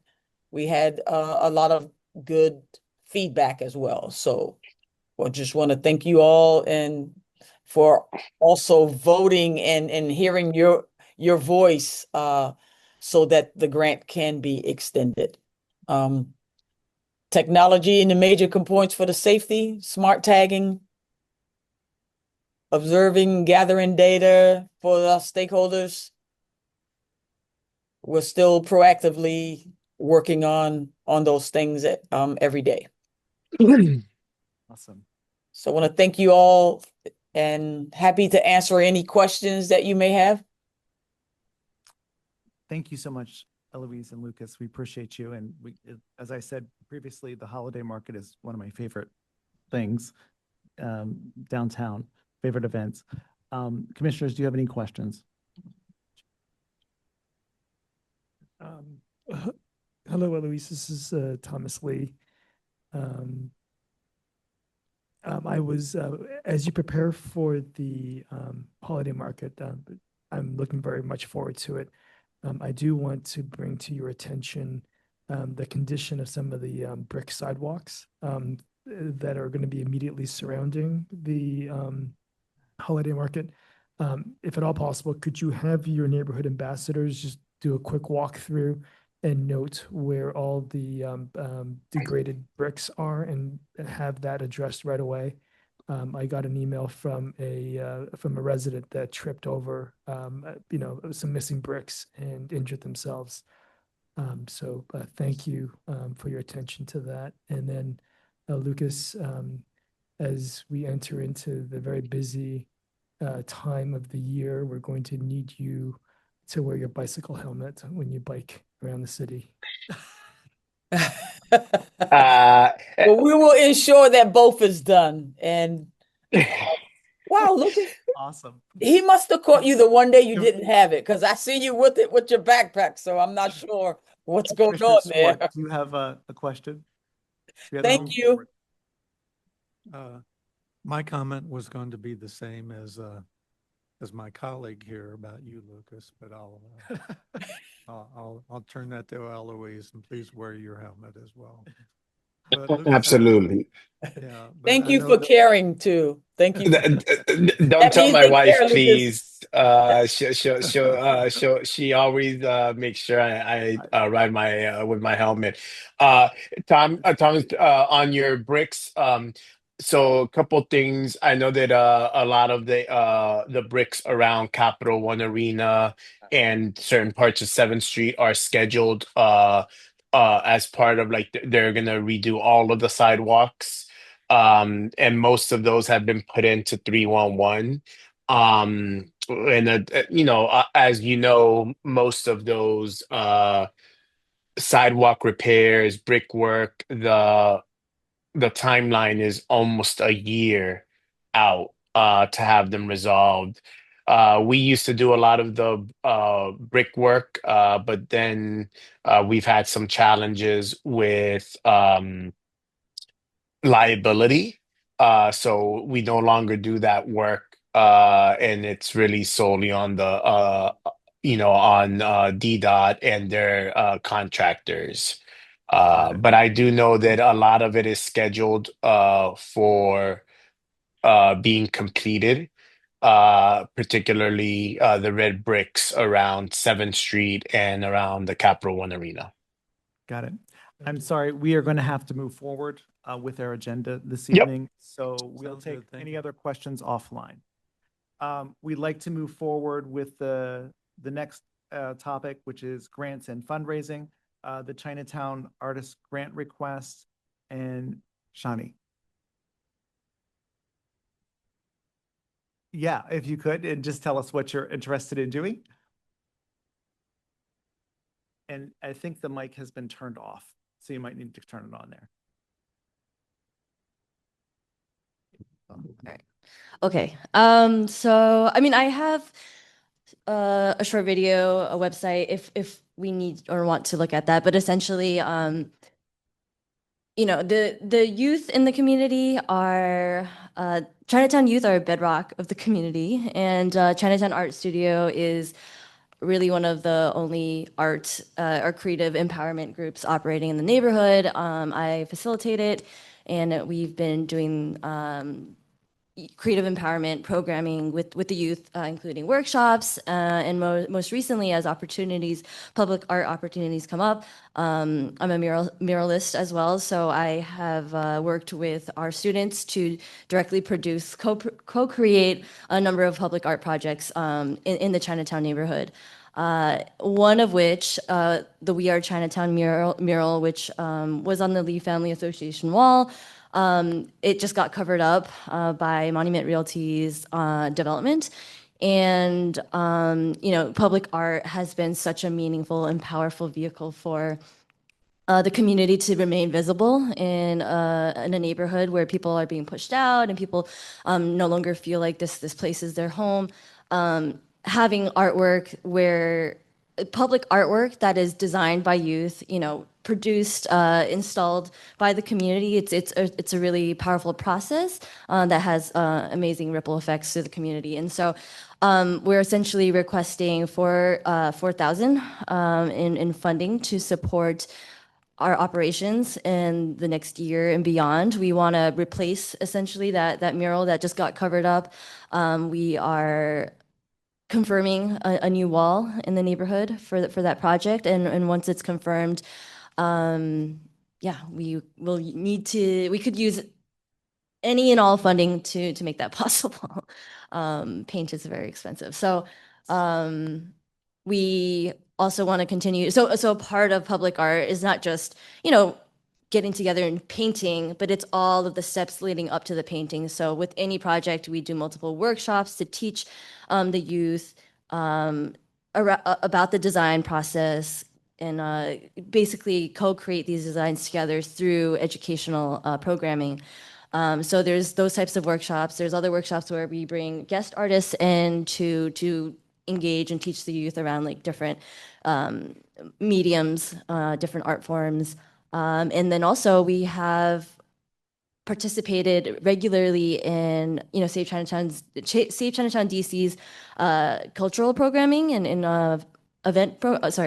holiday programming. So for Lunar New Year, Mid-Autumn Festival, Chinatown Art Studio, we're always out there. We have a live art installation, and it further, you know, gives a way for the community to connect and in these community building spaces to create something together. So we do a whole lot of stuff, and we would love and appreciate, and thank you, Lucas, for your supportive words. But yeah, would love any form of support for our continued work. Awesome. And you're asking for 4,000, and just out of curiosity, the Chinatown Art Studio is nonprofit? Yes, we are a grassroots group, and our fiscal sponsor is the 1882 Foundation, and so we've been kind of just like a small little group that's been trying to do a lot of things. So Got it. yes. Thank you for that. Yeah. Okay. Commissioners, do you have any questions? Any questions? I don't either. I saw the other mural that you mentioned. It was very nice. Thank you. So I would like to move that we support the funding request for Chinatown Art Studio with their fiscal sponsor as the 1889 Foundation to implement their creative environments initiative. And I will second that. Okay. All those in favor? So 3 of 3 commissioners voting in favor of that. So we will get you details on next steps. Thank you. Thank you very much. 4,000. Yes. Do we have folks on from Thompson Elementary School, PTO?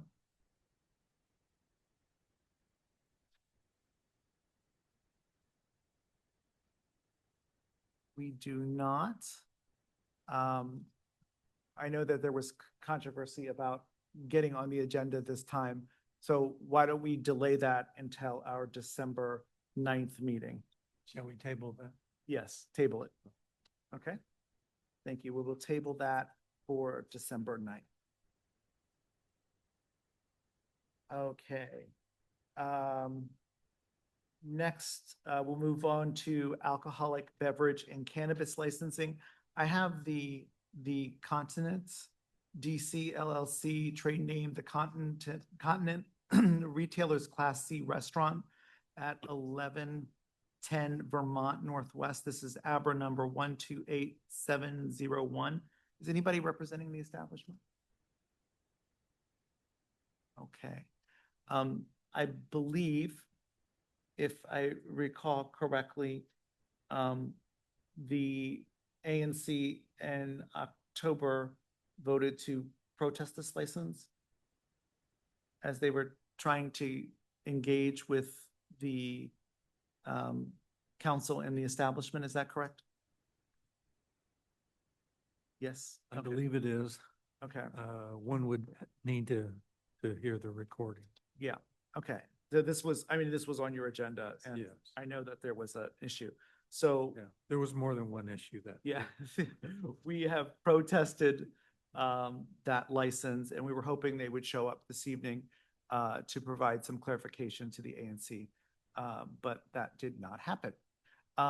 We'll move forward with Lodging Concessions LLC, trade name Tempo by Hilton, Washington, D.C. downtown retailers class B 25. This is an ABRA 134340. And do we have Mr. Monaro on? Yes, good evening, commissioners. My name is Matthew Minora from the law firm Mallory, O'Brien and Sandground. I'm also joined by William Gomes, the GM for the hotel, when it opens up. And just to clarify, there are two actual applications at issue here. There's the class 25% B, which is for the market area within the hotel that could offer beer and wine in closed containers for patrons to take to their room for consumption. And also the main hotel ABC license application, which is a hotel for 280 rooms across 12 floors with 2 summer gardens, one on the ground floor abutting the restaurant with 30 seats, and another on the 12th floor abutting some of the conference room with 20 seats. For that application, the hotel application, we're seeking 24 hours of operations for the interior. Operation for the summer garden would be 7 a.m. to 2 a.m. Alcoholic beverage service and consumption for both the interior and exterior would be 8 a.m. to 2 a.m. And the entertainment endorsement for the inside only from 8 a.m. to 2 a.m. The 25% B would have 24 hours of operations because the market also is an amenity for guests, with toiletries, non-alcoholic beverages, food, and the sales hours would be 8 a.m. to midnight for that one. Awesome. I'm sorry, Matt, you said the summer gardens would operate from 7 a.m. No, wait, I'm sorry. The 7 a.m. to 2 a.m. Correct. Was the alcohol? No, that was the operations for the outdoor summer garden. The alcohol wouldn't start until 8 a.m. Oh, gotcha. Okay. That's the second piece that you said. Okay, gotcha. I missed the second piece. Terrific. Sure. Yeah, no, it's complicated. There's two applications at the same time, so I'm happy to answer any questions or any clarifications necessary. And the Class B 25%, I'm not familiar. Is it? Sure. So there's actually several hotels in there that have them. They sort of the small market or coolers that are, as part of the amenities for the grab and go markets. The 25% B requires that the hotel market area does not have any direct access to the street or to the public. So really, there'd be no signage to the exterior. So, while technically anyone could come in off the street and, get a bottle of wine and I suppose take it to their house, it really is amenity for guests. There's no exterior signage. There's no direct access to it. And after certain hours, the hotel is only key card accessible anyways. The 25% means that over the course of the year, annual sales from the market for alcohol can't exceed 25% of the overall gross sales. So it's really supposed to be, a limited amenity for guests, not a traditional beer and wine shop for guests or the public as a whole. Terrific. Awesome. And this is for 1776 K Street. Correct. Yes. Awesome. Commissioners, do you have any questions?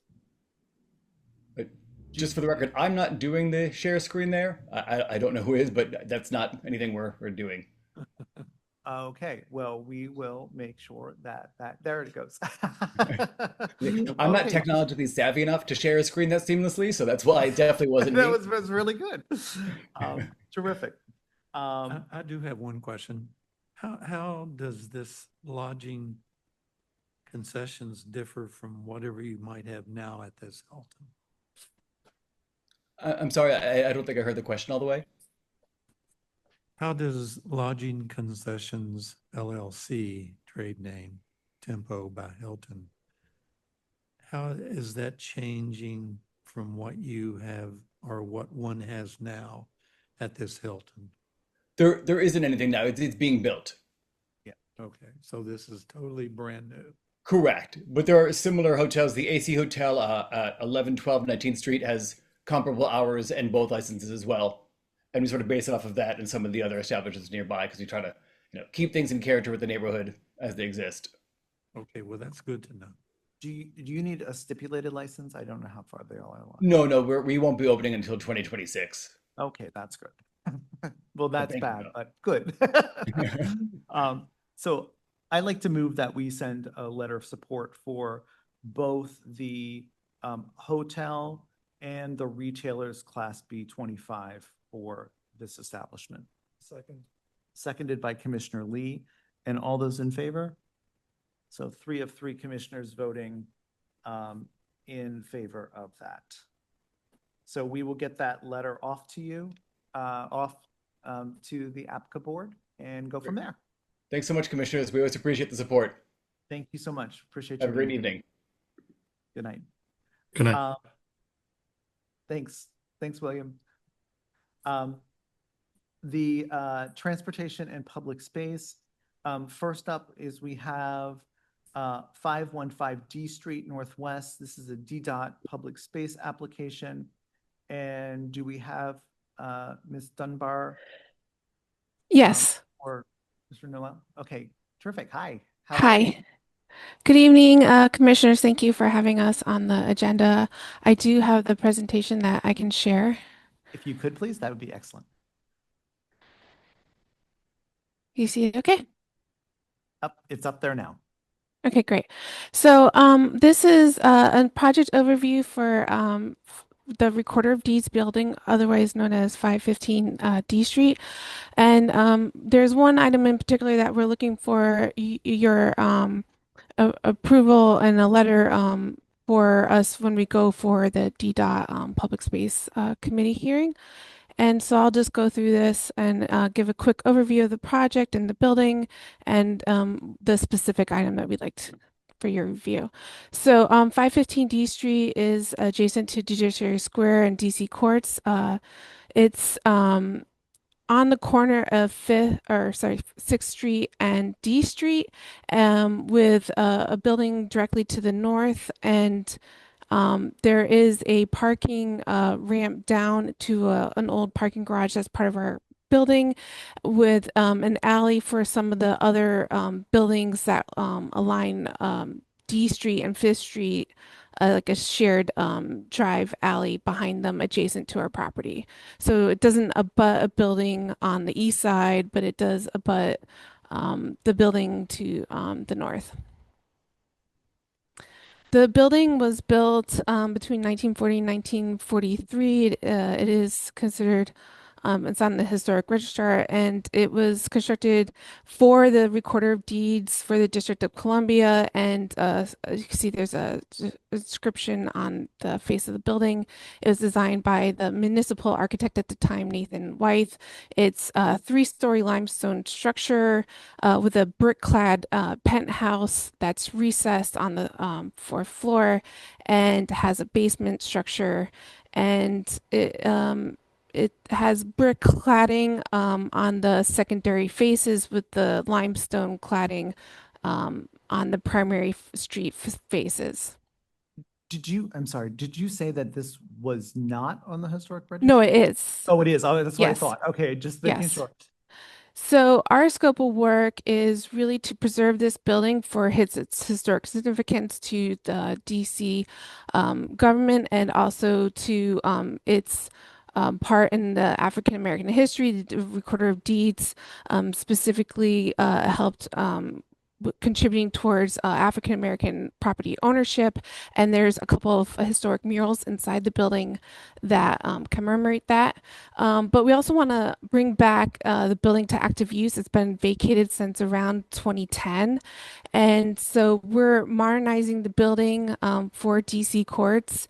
And we want to preserve and adapt this historic building as a business occupancy, meet current code, update building systems. But the main thing is that we're not changing the use of the buildings as it's currently used from a code standpoint, and we're not creating any additions or changing the existing square footage. For just a quick summary of the scope of work we're doing, for site work, we are doing utility upgrades into the building from the street. There's an existing sidewalk on both 6th Street and D Street that will be replaced, and we will be doing a slight regrade of the sidewalk at the main entrance to make it accessible. There's a picture here on the slide that shows there's a slight step right now, so we'll be regrading so that there's an accessible entrance into the building. There's some existing areaways that will restoring and also replacing security fence and gate and kind. There'll be some new landscape elements, and the item in red, the one in particular we want to review with you, is a new concrete planter curb. And at the exterior, we'll be maintaining and repairing the stone facade. We'll be restoring the decorative ornament surrounds at the entrance buildings and the building cornice. We are replacing the historic windows with new windows in kind, and we'll be restoring the bronze entrance doors to the building. We are providing some new secondary doors that meet life safety and code compliance. We'll be replacing the roofing system. And for the exterior work, we have been in talks with DC's Historic Preservation Office, and we did get approval for the exterior work with Commission of Fine Arts a while ago. Interior work, there's a few contributing items inside the building to the historic significance of the building, and we'll be protecting and restoring those areas, including the 7 historic murals. And also there's 3 spaces, the historic lobby, the Recorder of Deeds actual office that was for the Recorder of Deeds at the time, and there's a library on the 2nd floor as well. Otherwise, we'll be doing a full replacement of building systems and adapting the interior space to be a multi-tenant business occupancy for DC courts and DGS. So here's a site plan of the existing site with, as I said, 6th Street to the west and D Street to the south. And so we'll be replacing trees. We've been having meetings, a PDRM meeting with DDOT and the urban forestry to confirm that some of the trees didn't make sense to keep, and we'll be replacing them. And you can see that there's a setback along 6th Street where there's some grassy area, and then the existing areaway down that 2 basement windows. And then the building is sitting on the property line on both streets. Our proposed new building site would actually be bringing back the planting areas to align with the larger sidewalks to the north on 6th Street. We'll be adding some additional tree planters and redoing all of the sidewalk and improving the grading, as I said, along the main entrance to the right. And from an exterior view from the street, things won't really be changing how it looks, just improving, because we'll be doing a full restoration of all the stonework. We'll be replacing the windows, but there's no change in design of the building. And really the only difference would be that we're improving the entrance so that there's no step anymore on the D Street side. And on the 6th Street side, there's existing security fencing and a gate that will be replacing with a similar but updated look. So the area that we wanted to talk about was particularly this planter bed right here, since it's out in the public right away. Currently there's a grassy area. You can kind of see here, people walk around the tree. It's a very narrow sidewalk here. It's not very well kept. Our proposal is to bring that curb line back so that the planter bed aligns with the rest of the sidewalk to the north on 6th Street with some shrubbery. We're locating our fire department connections within this so that it's within the code required distance to a fire hydrant. We'll be replacing the security fencing and gate in kind. And this curb right here, item number 3, is what we'd like to review today because DDOT does not have a standard curb. So we're proposing just a 6-inch curb that separates the planting bed from the sidewalk. And here's some comparisons. So the existing photo on the upper corner, the rendering of the proposed on the lower corner, and then the 2 site plans. So the existing site plan and the proposed site plan.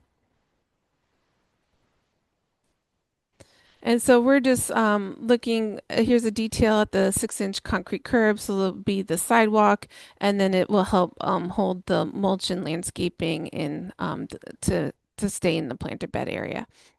And there is no standards detail for this, so we do need to go in front of Public Space Committee. And so we're asking for a letter or an email of support ahead of that meeting. Got it. Okay. And do you have a public space number, like for your hearing? We're not officially on agenda yet. I think we've submitted to DDOT, and we're hoping to get on the November 20th agenda. Gotcha. Okay. Terrific. So first of all, I'm so thrilled that this building is being restored and renovated, and I believe there's a website that shows the interior murals that's out there that I've looked at before, and I'm like, oh my gosh, we got to save these murals. They're so great. So I'm really thrilled that that is taking place. Commissioners, do you have any questions? I don't. I live across the street, and I'm very glad that this is taking place. And so the only thing that you need from us is you're looking for support for this curb. Correct. Yes. Okay. Well, We're that not seems- doing much change, as far as like zoning or, anything like that, but it's just because there's no standard detail to follow, we have to get their approval for it. Got it. So I would like to move that we send a letter of support for 515 D Street Northwest and the installation of this curb by the flower bed. And I'll second that. Seconded by Commissioner Swart. All those in favor?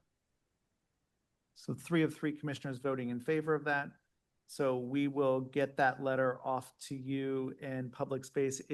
Once you have your number from public space, your DDOT number, could you let me know and I'll include that in the letter? Sure. Awesome. Thank you so much. Thank you, and I appreciate your time today. Thank you.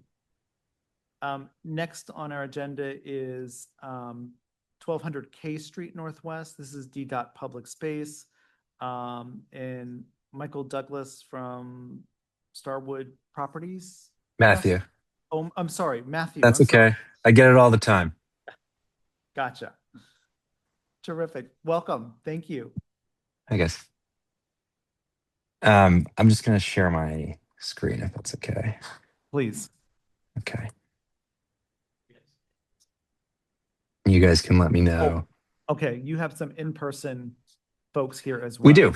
Yes. Okay. Good. Yeah, Good. There. we do. Yeah.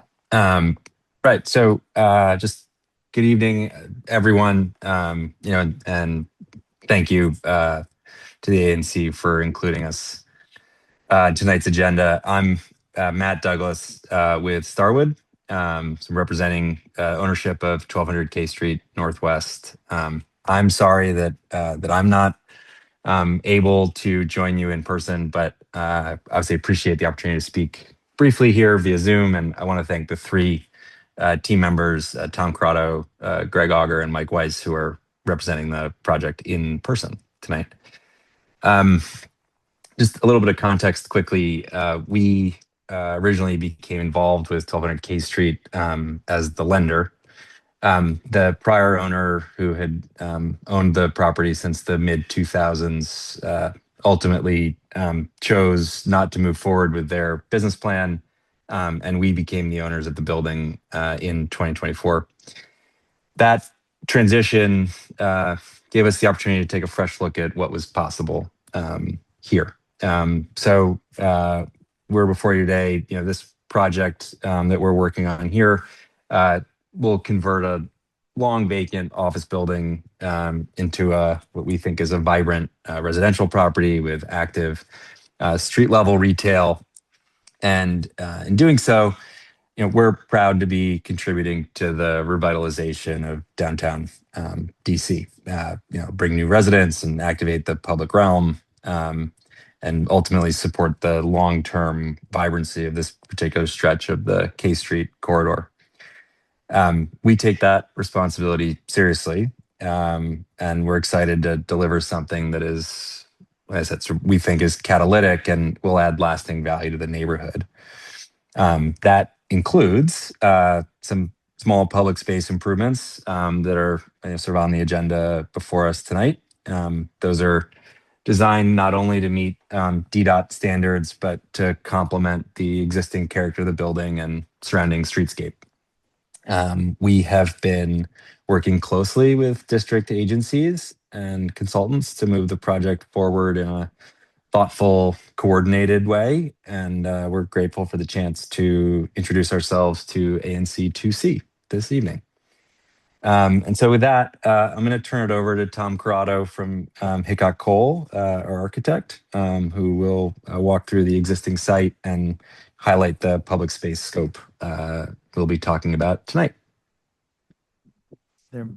Great, thank you. So again, to introduce myself, my name is Thomas Corrado. I'm an architect with Hickok Cole Architects. We are working with Starwood on this property. So thank you for having us here this evening. Matt, could you please advance the slide? Thank you. So as Matt mentioned, 1200 K Street is located on K Street between 12th and 13th Streets, right adjacent to the Franklin School and Franklin Park.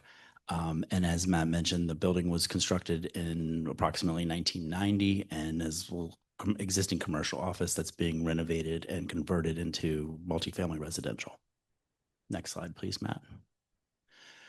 As you can see here, just a little bit of context. Main entry is located kind of in the center of the building off of K Street with a secondary entrance off of 12th Street. The parking garage entrance is located off of 12th Street as well. And then all loading and back of house services are located off the public alley to the south of the property. Next slide, please, Matt. Some of the existing conditions of the building.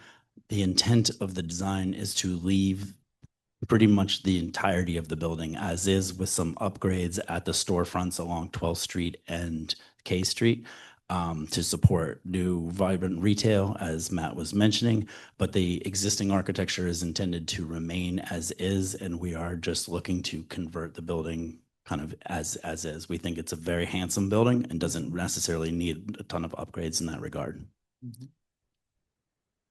Next slide, please, Matt. So here's a rendering. You can see building is pretty much left as is existing, and you can see we've done some minor upgrades to that storefront with the addition of a new storefront along K Street there to enliven and open up the ability for both the public at the exterior and the interior retailers. Next slide. Oh, sorry. Sorry, Matt, go back. A couple of highlights of the building. So the building will contain 269 residential units, a new penthouse with building amenities, approximately 15,000 square feet of retail, and then 200 plus or minus 250 parking spaces, which are existing. We're just utilizing the existing garage. Next slide, Matt. And so we're here today to discuss the public space improvements, which primarily consist of a specialty paver entry at the building entry. So we're looking to encroach into public space by approximately 5 feet by 13.5 feet. So a total of about 67 square feet of specialty paving, which is within the kind of guidelines for public space. The remainder of the existing pavers will be the DDOT standard, existing to remain. All the trees and planter boxes are existing to remain. We're not planning on touching in all of those. And then we're adding there's 2 existing, and we're adding, or 3 existing bicycle parking components. And then we're adding 6 additional ones to meet the zoning standards for bicycle parking, short-term bicycle parking. So those are the upgrades that we're looking for support from the ANC today to progress with. So we currently have a public space permit in, and that's what we're looking for support here today. So if there are any questions? This sounds fairly straightforward. This looks like a great property, a great conversion. We're very excited by this, and I'm happy that you're adding. Was there retail in the building initially? There was a restaurant in the corner of 12th and K Street that was serviced kind of mainly the office tenants. So no, it will be kind of a new. That's terrific. Well, thank you guys for taking this on. Commissioners, do you have any questions? Is this an apartments or condos? Apartment building, intended to be an apartment building.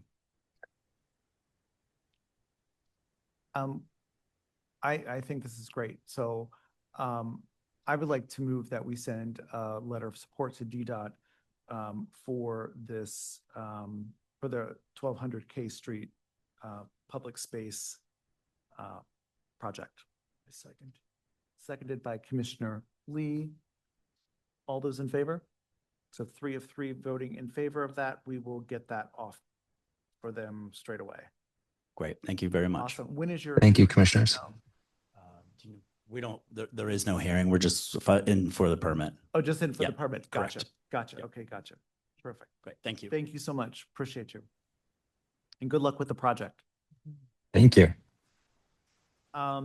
Next on our agenda is still under public space is 725 12th Street Northwest. Do we have Sean or somebody from the property here from? I'm here. Can you hear me? Yes, I gotcha. Yes. Hey, how are you doing? Good. How are you? Great to be back again. Thank you. I'm sorry that I goofed this up when I put it on our agenda. So No problem at all. I was here last month, and I think we wanted a full audience, so I'm happy to go through this fairly quickly. But please stop me along the way. So I'm gonna share my screen. please.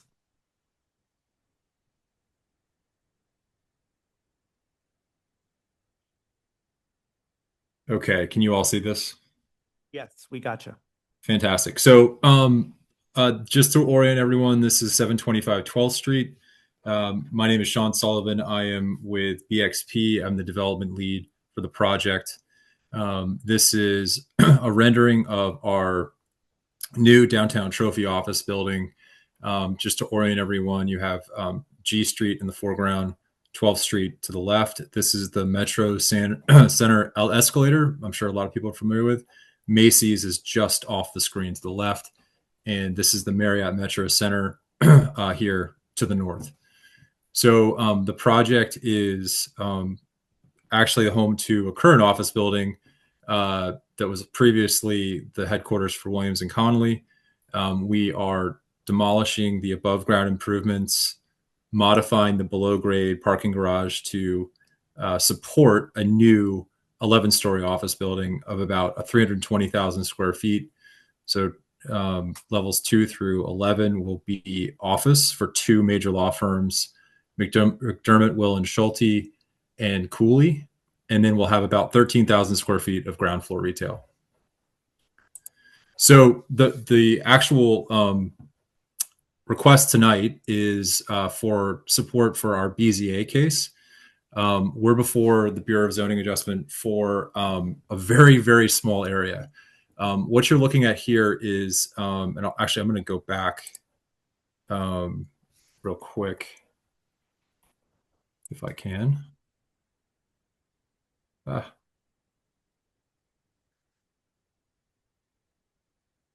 no. Did I lose everyone? Nope, you're still here. You've lost the presentation though on our screen. We're seeing your desktop. Okay. I don't know what I just did. Bear with me one second.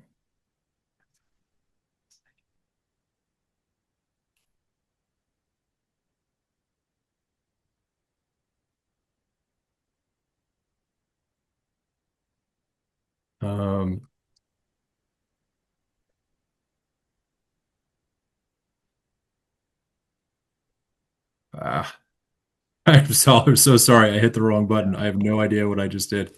Not a problem. Sean, do you want me to jump in and bring up the presentation from the BZA application?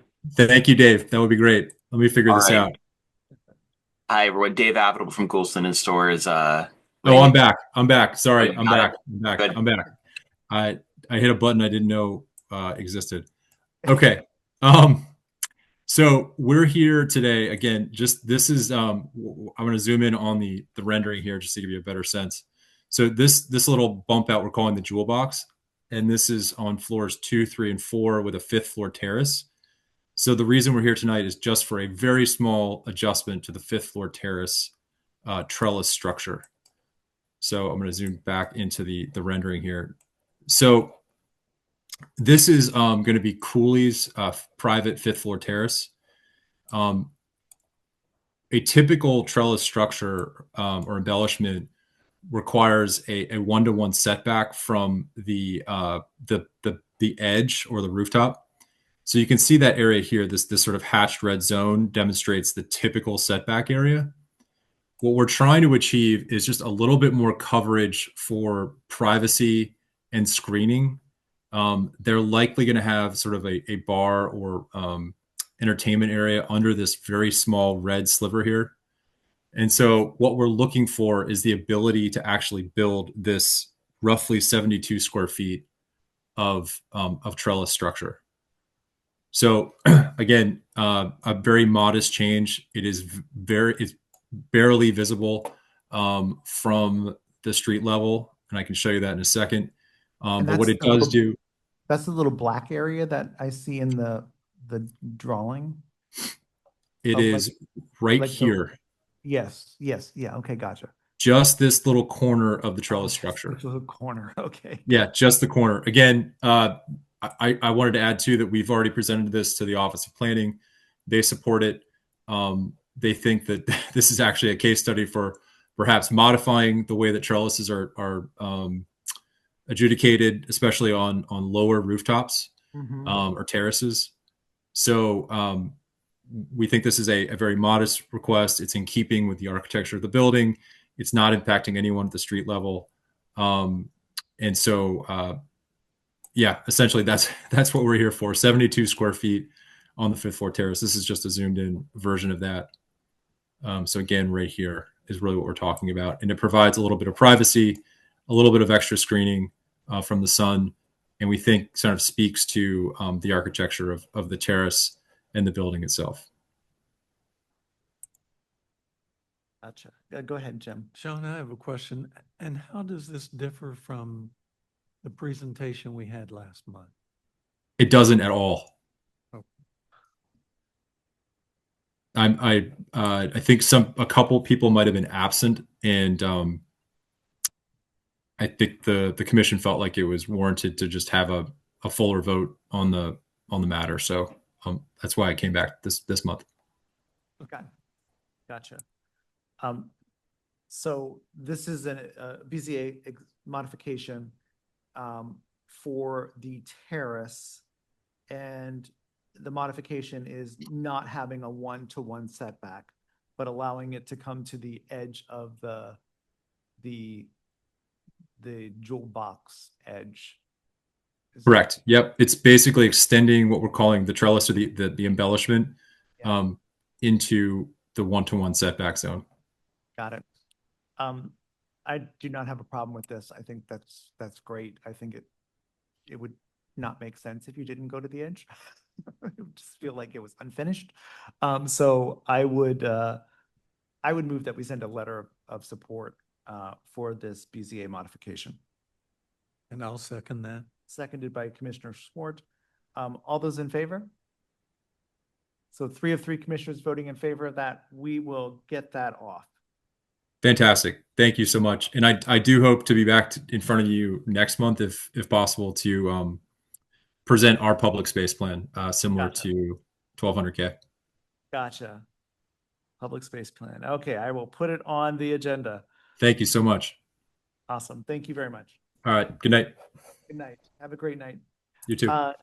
Next on our agenda, we have the Greyhound bus terminal at 1110 New York Avenue Northwest. This is a landmark nomination amendment. And is Zachary Burke with us? Yeah, we are here. And Debbie Chalfie is also here as well. Hi, Debbie. Hi. And am I able to share my slides? Please. Okay.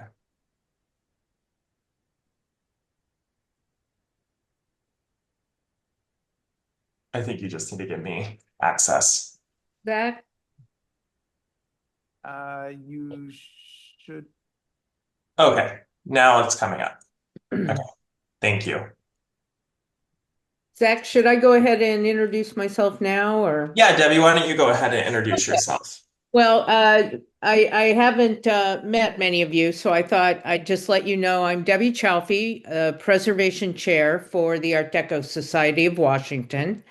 And ADSW was founded in 1982. We're a nonprofit membership organization covering the entire Washington, D.C. area. Our mission is to foster awareness of, celebrate, and preserve the architectural, decorative, industrial, and cultural arts of the Art Deco era and adjacent modern movements of the 20th century. And we have a 40+ years long history with the Greyhound bus terminal building. ADSW played a leading role along with DCPL in a multi-year battle to get the DC Greyhound bus terminal designated in 1987. And we're now joining forces again to amend that designation to preserve and protect the interior as well. Yeah, thank you, Debbie. So my name is Zachary Burt. I'm the Community Outreach and Grants Manager at the DC Preservation League, and we are the citywide nonprofit focused on historic preservation. We were founded in 1971, so just slightly older than the Art Deco Society, but we've been working together over the past 4+ decades, and this is our newest collaboration. So we're excited to share this presentation with you guys. So the bus terminal on New York Avenue between 11th and 12th Streets was completed in 1940. It was designed by architect William S. Arrowsmith. He's pretty famous for designing Greyhound terminals. He designed about 25 around the country. Another one that comes to mind that he designed is in downtown Cleveland. Some of you might be familiar with it. It looks similar to this one that we have here in DC. And this was designed in the Art Deco streamlined modern style. Modern is, Debbie could speak better to this than I can, but it came a little bit after Art Deco, and it's known for those sweeping curves that you see here on the Greyhound terminal. This is a view from above in 1973. I think this is a really great shot. You can really get a sense of the whole building before the office building was built behind it. That building behind it that you see here, this was the Annapolis Hotel. And you get to see how the buses fit into the bays on this sort of sawtooth pattern, as people might refer to it. In 1976, this terminal was modernized. I think now when we sit here in 2025, we can't even comprehend that people thought this looked good and that this was a great solution to modernize the terminal with this metal mansard roof, reminiscent of like a Wendy's or some other fast food restaurant from the era. So this slipcover facade was added.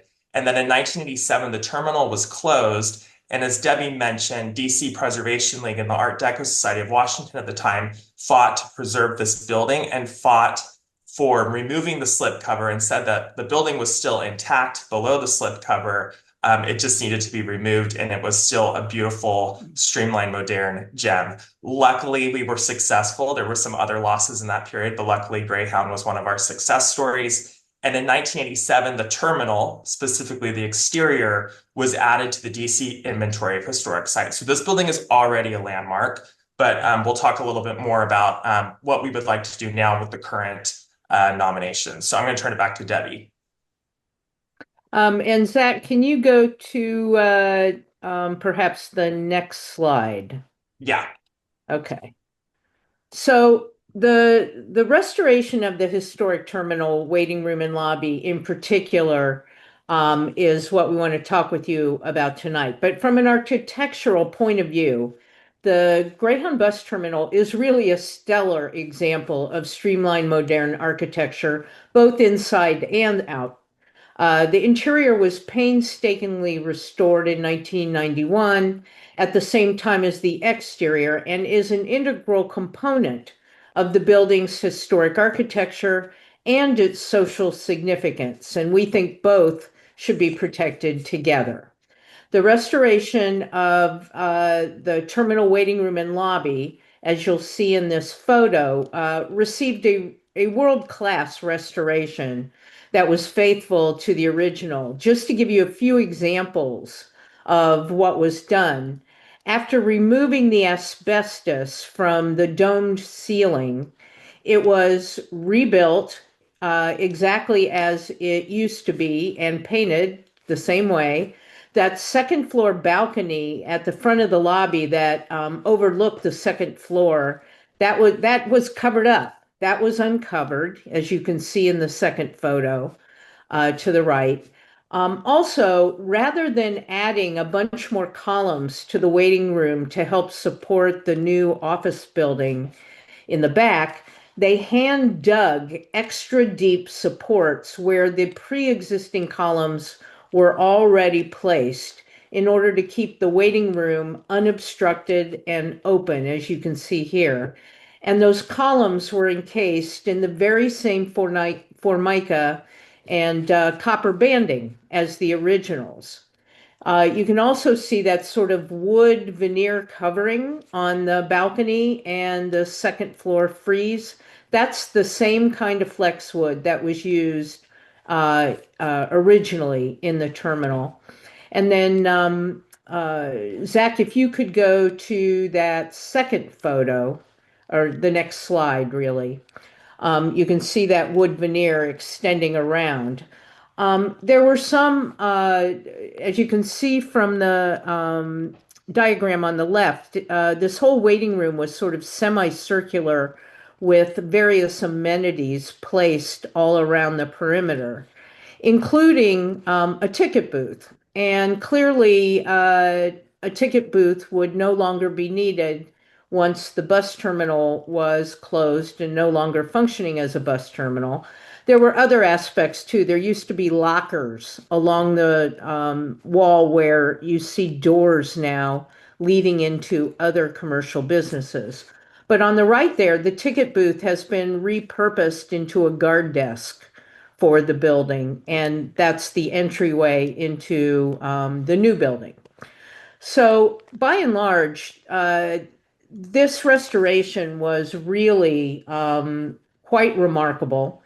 And where something was not able to be exactly reconditioned, it was restored with identical materials or in kind.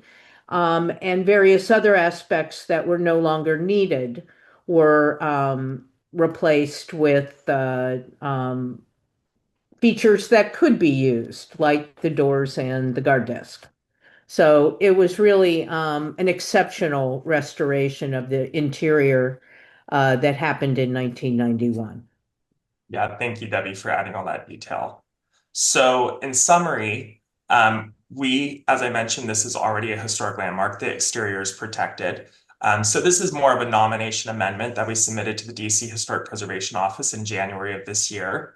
And it extends the designation to not only include the exterior, which will continue to be protected, and you can see the outline here of the building on the block, excluding the office portion. But it will extend the designation to the interior waiting room and the lobby, the pictures you just saw. And then we're also hoping to finally get this listed in the National Register. Oddly enough, a lot of DC buildings are also in both the DC inventory and the National Register, but this has not been included in the register. So we're hoping to do that. And as we were, working on this nomination, updating it related to the interior, we also realized that it needed to include additional social history, including the terminal significance to the civil rights movement. This was one of 2 bus stations in the district. That was the focus of the Freedom Rides that went down south to integrate interstate busing in 1961. The other one, the Trailsway Station, is no longer standing. So this makes this one even more significant. And the nomination is going to be heard at the upcoming Historic Preservation Review Board meeting in November.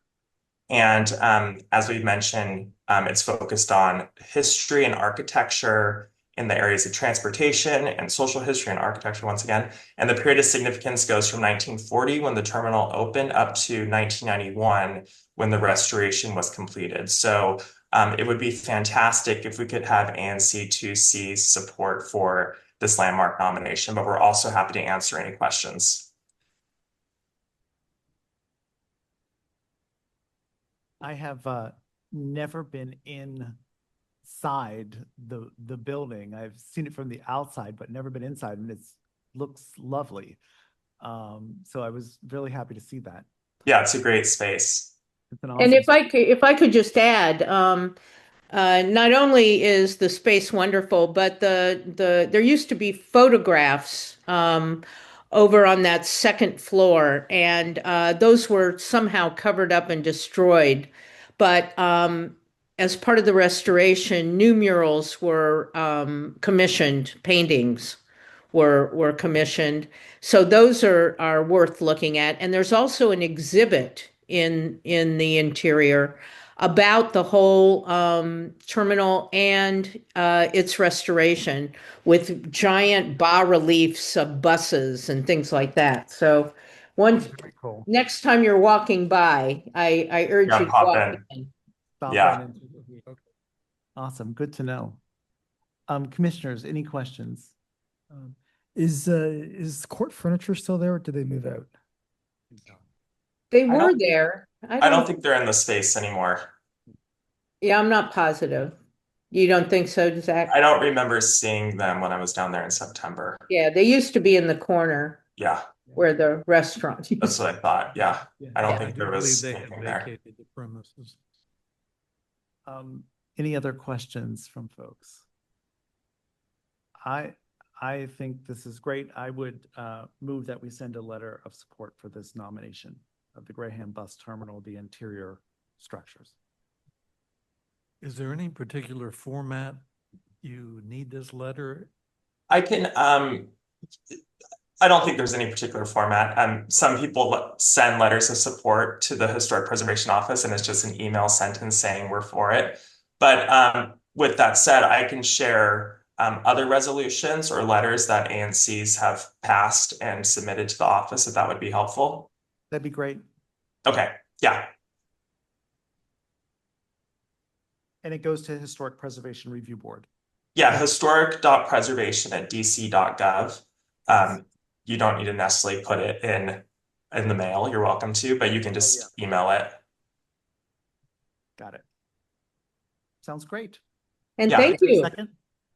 Second? Seconded by Commissioner Lee, and all those in favor?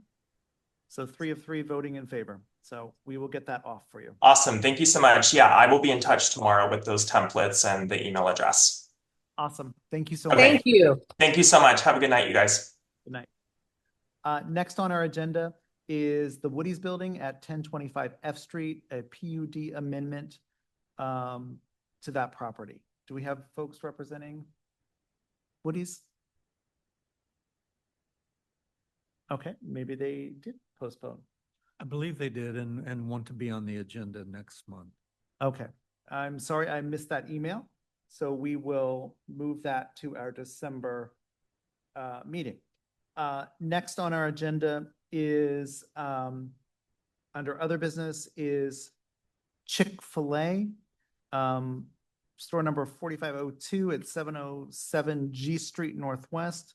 This is a Chinatown Review Committee with us. Hi there, how you doing? Well, thank you. Awesome.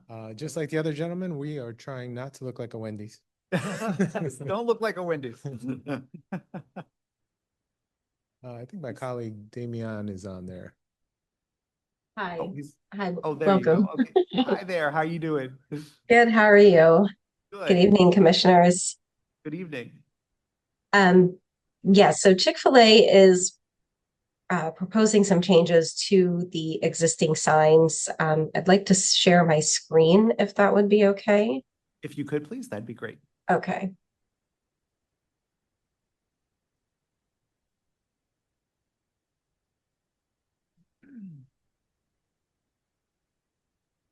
Okay, is this visible? Yes, we see that. Okay. So Chick-fil-A will be proposing to change the signage that's currently there. I do have a screenshot here of, well, this isn't a screenshot, this is Google Maps that I'm using. But as you can see, currently the signs. We only see the drawings. I'm sorry? We only see the drawings of the new signs, I believe. Oh, okay. Let me try. Sorry, one moment. Sure. While Damian pulls that up, I can give you a little background on the request. Sure. So I'm the operator of the location. The original sign, I kind of felt like was not the best representation of Chick-fil-A and Hanzi. It also had 4 characters, where more customarily is 3 characters is a little bit more correct. And the original translation that we have there makes more sense regionally in Singapore, but the rest of China, it does not transfer or translate well. So this sign that we came up with is phonetically correct, and we're hoping to move forward. Awesome. Yes, so we'll go back to sharing the drawings. The new proposal will have 3 Hanzi letters, characters, excuse me, which is more in sync with how it would be phonetically, excuse me, sorry. It would be phonetically translated better to represent Chick-fil-A. Chick-fil-A is also looking at trademarking these characters as they expand internationally. So they will be using these letters in parts of Asia. And so they want to make sure that these letters are represented here as well, so that there's recognition for visitors and other citizens that would be, attending or coming to Chick-fil-A here in DC and then globally, of course. The letters on this side are a little bit bigger than what was previously proposed. However, going back to that map, you can see that the Del Toro restaurant next door, their letters are also larger than their Hanzi characters. And so we just want to be consistent with the Dos Toros. And then also the Chick-fil-A restaurant here is a little bit recessed. It's a little bit harder to see. So we're hoping that the balance of the letters would be able to be better viewed as well on both sides of the street here. Awesome.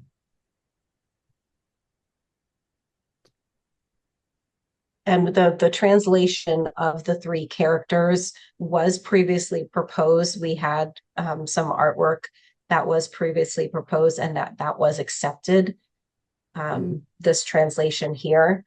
And so we're hoping that the commission will go ahead and grant us that approval again. Got it. That's great. And you're going to be replacing both signs on both ends, both entrances of the building? And correct. Yes, Chick-fil-A will make sure that these will be the same on both sides. Yes. And do you have the fan sign on the side of the building, on the corner of the building? Yes. Oh, There is okay. also a blade sign on the corner, and that will Blade sign, also thank you. blade sign, and that will also be consistent with the wall signs with the three Hansi characters, and the top of the cabinet will just be slightly larger, just to match again the wall sign, so that all the signs are consistent with each other. Got it. Awesome. Terrific. Commissioners, any questions or concerns? I have no problem. Nope, me either. I think this is great. Thank you for bringing this addition or this change. I think anytime that we make things more consistent and more readable for folks, it makes sense. So thank you for that. I'd like to move that we send a letter of support to the Chinatown Review Committee regarding the Chick-fil-A's new sign designs. Seconded by Commissioner Lee, and all those in favor? So 3 of 3 commissioners voting in favor of that. Thank you. Okay, Thank you thank so you much. very much. We appreciate you all being here tonight. Thank you. I have no other items of business on our agenda. Therefore, I would like to move that we adjourn. Seconded by Commissioner Lee. Thank you all so very much. Our next meeting will be on December 9th of 2025. Same room, same place. Can't believe it's going to be December. All right. Thank you all so much for being here.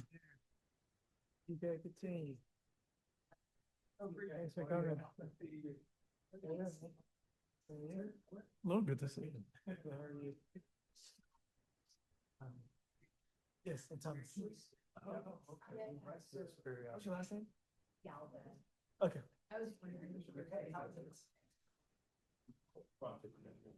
Yeah. Oh, yeah. We have to clean up. Well, we have to do that at 9 o'clock. So we first need to like put away everything first. We have more time to chat. Right. That's nice meeting you. Likewise. So I'll send it to you or you can send it to either Commissioner or okay. Awesome. I'm gonna get the back. Me too.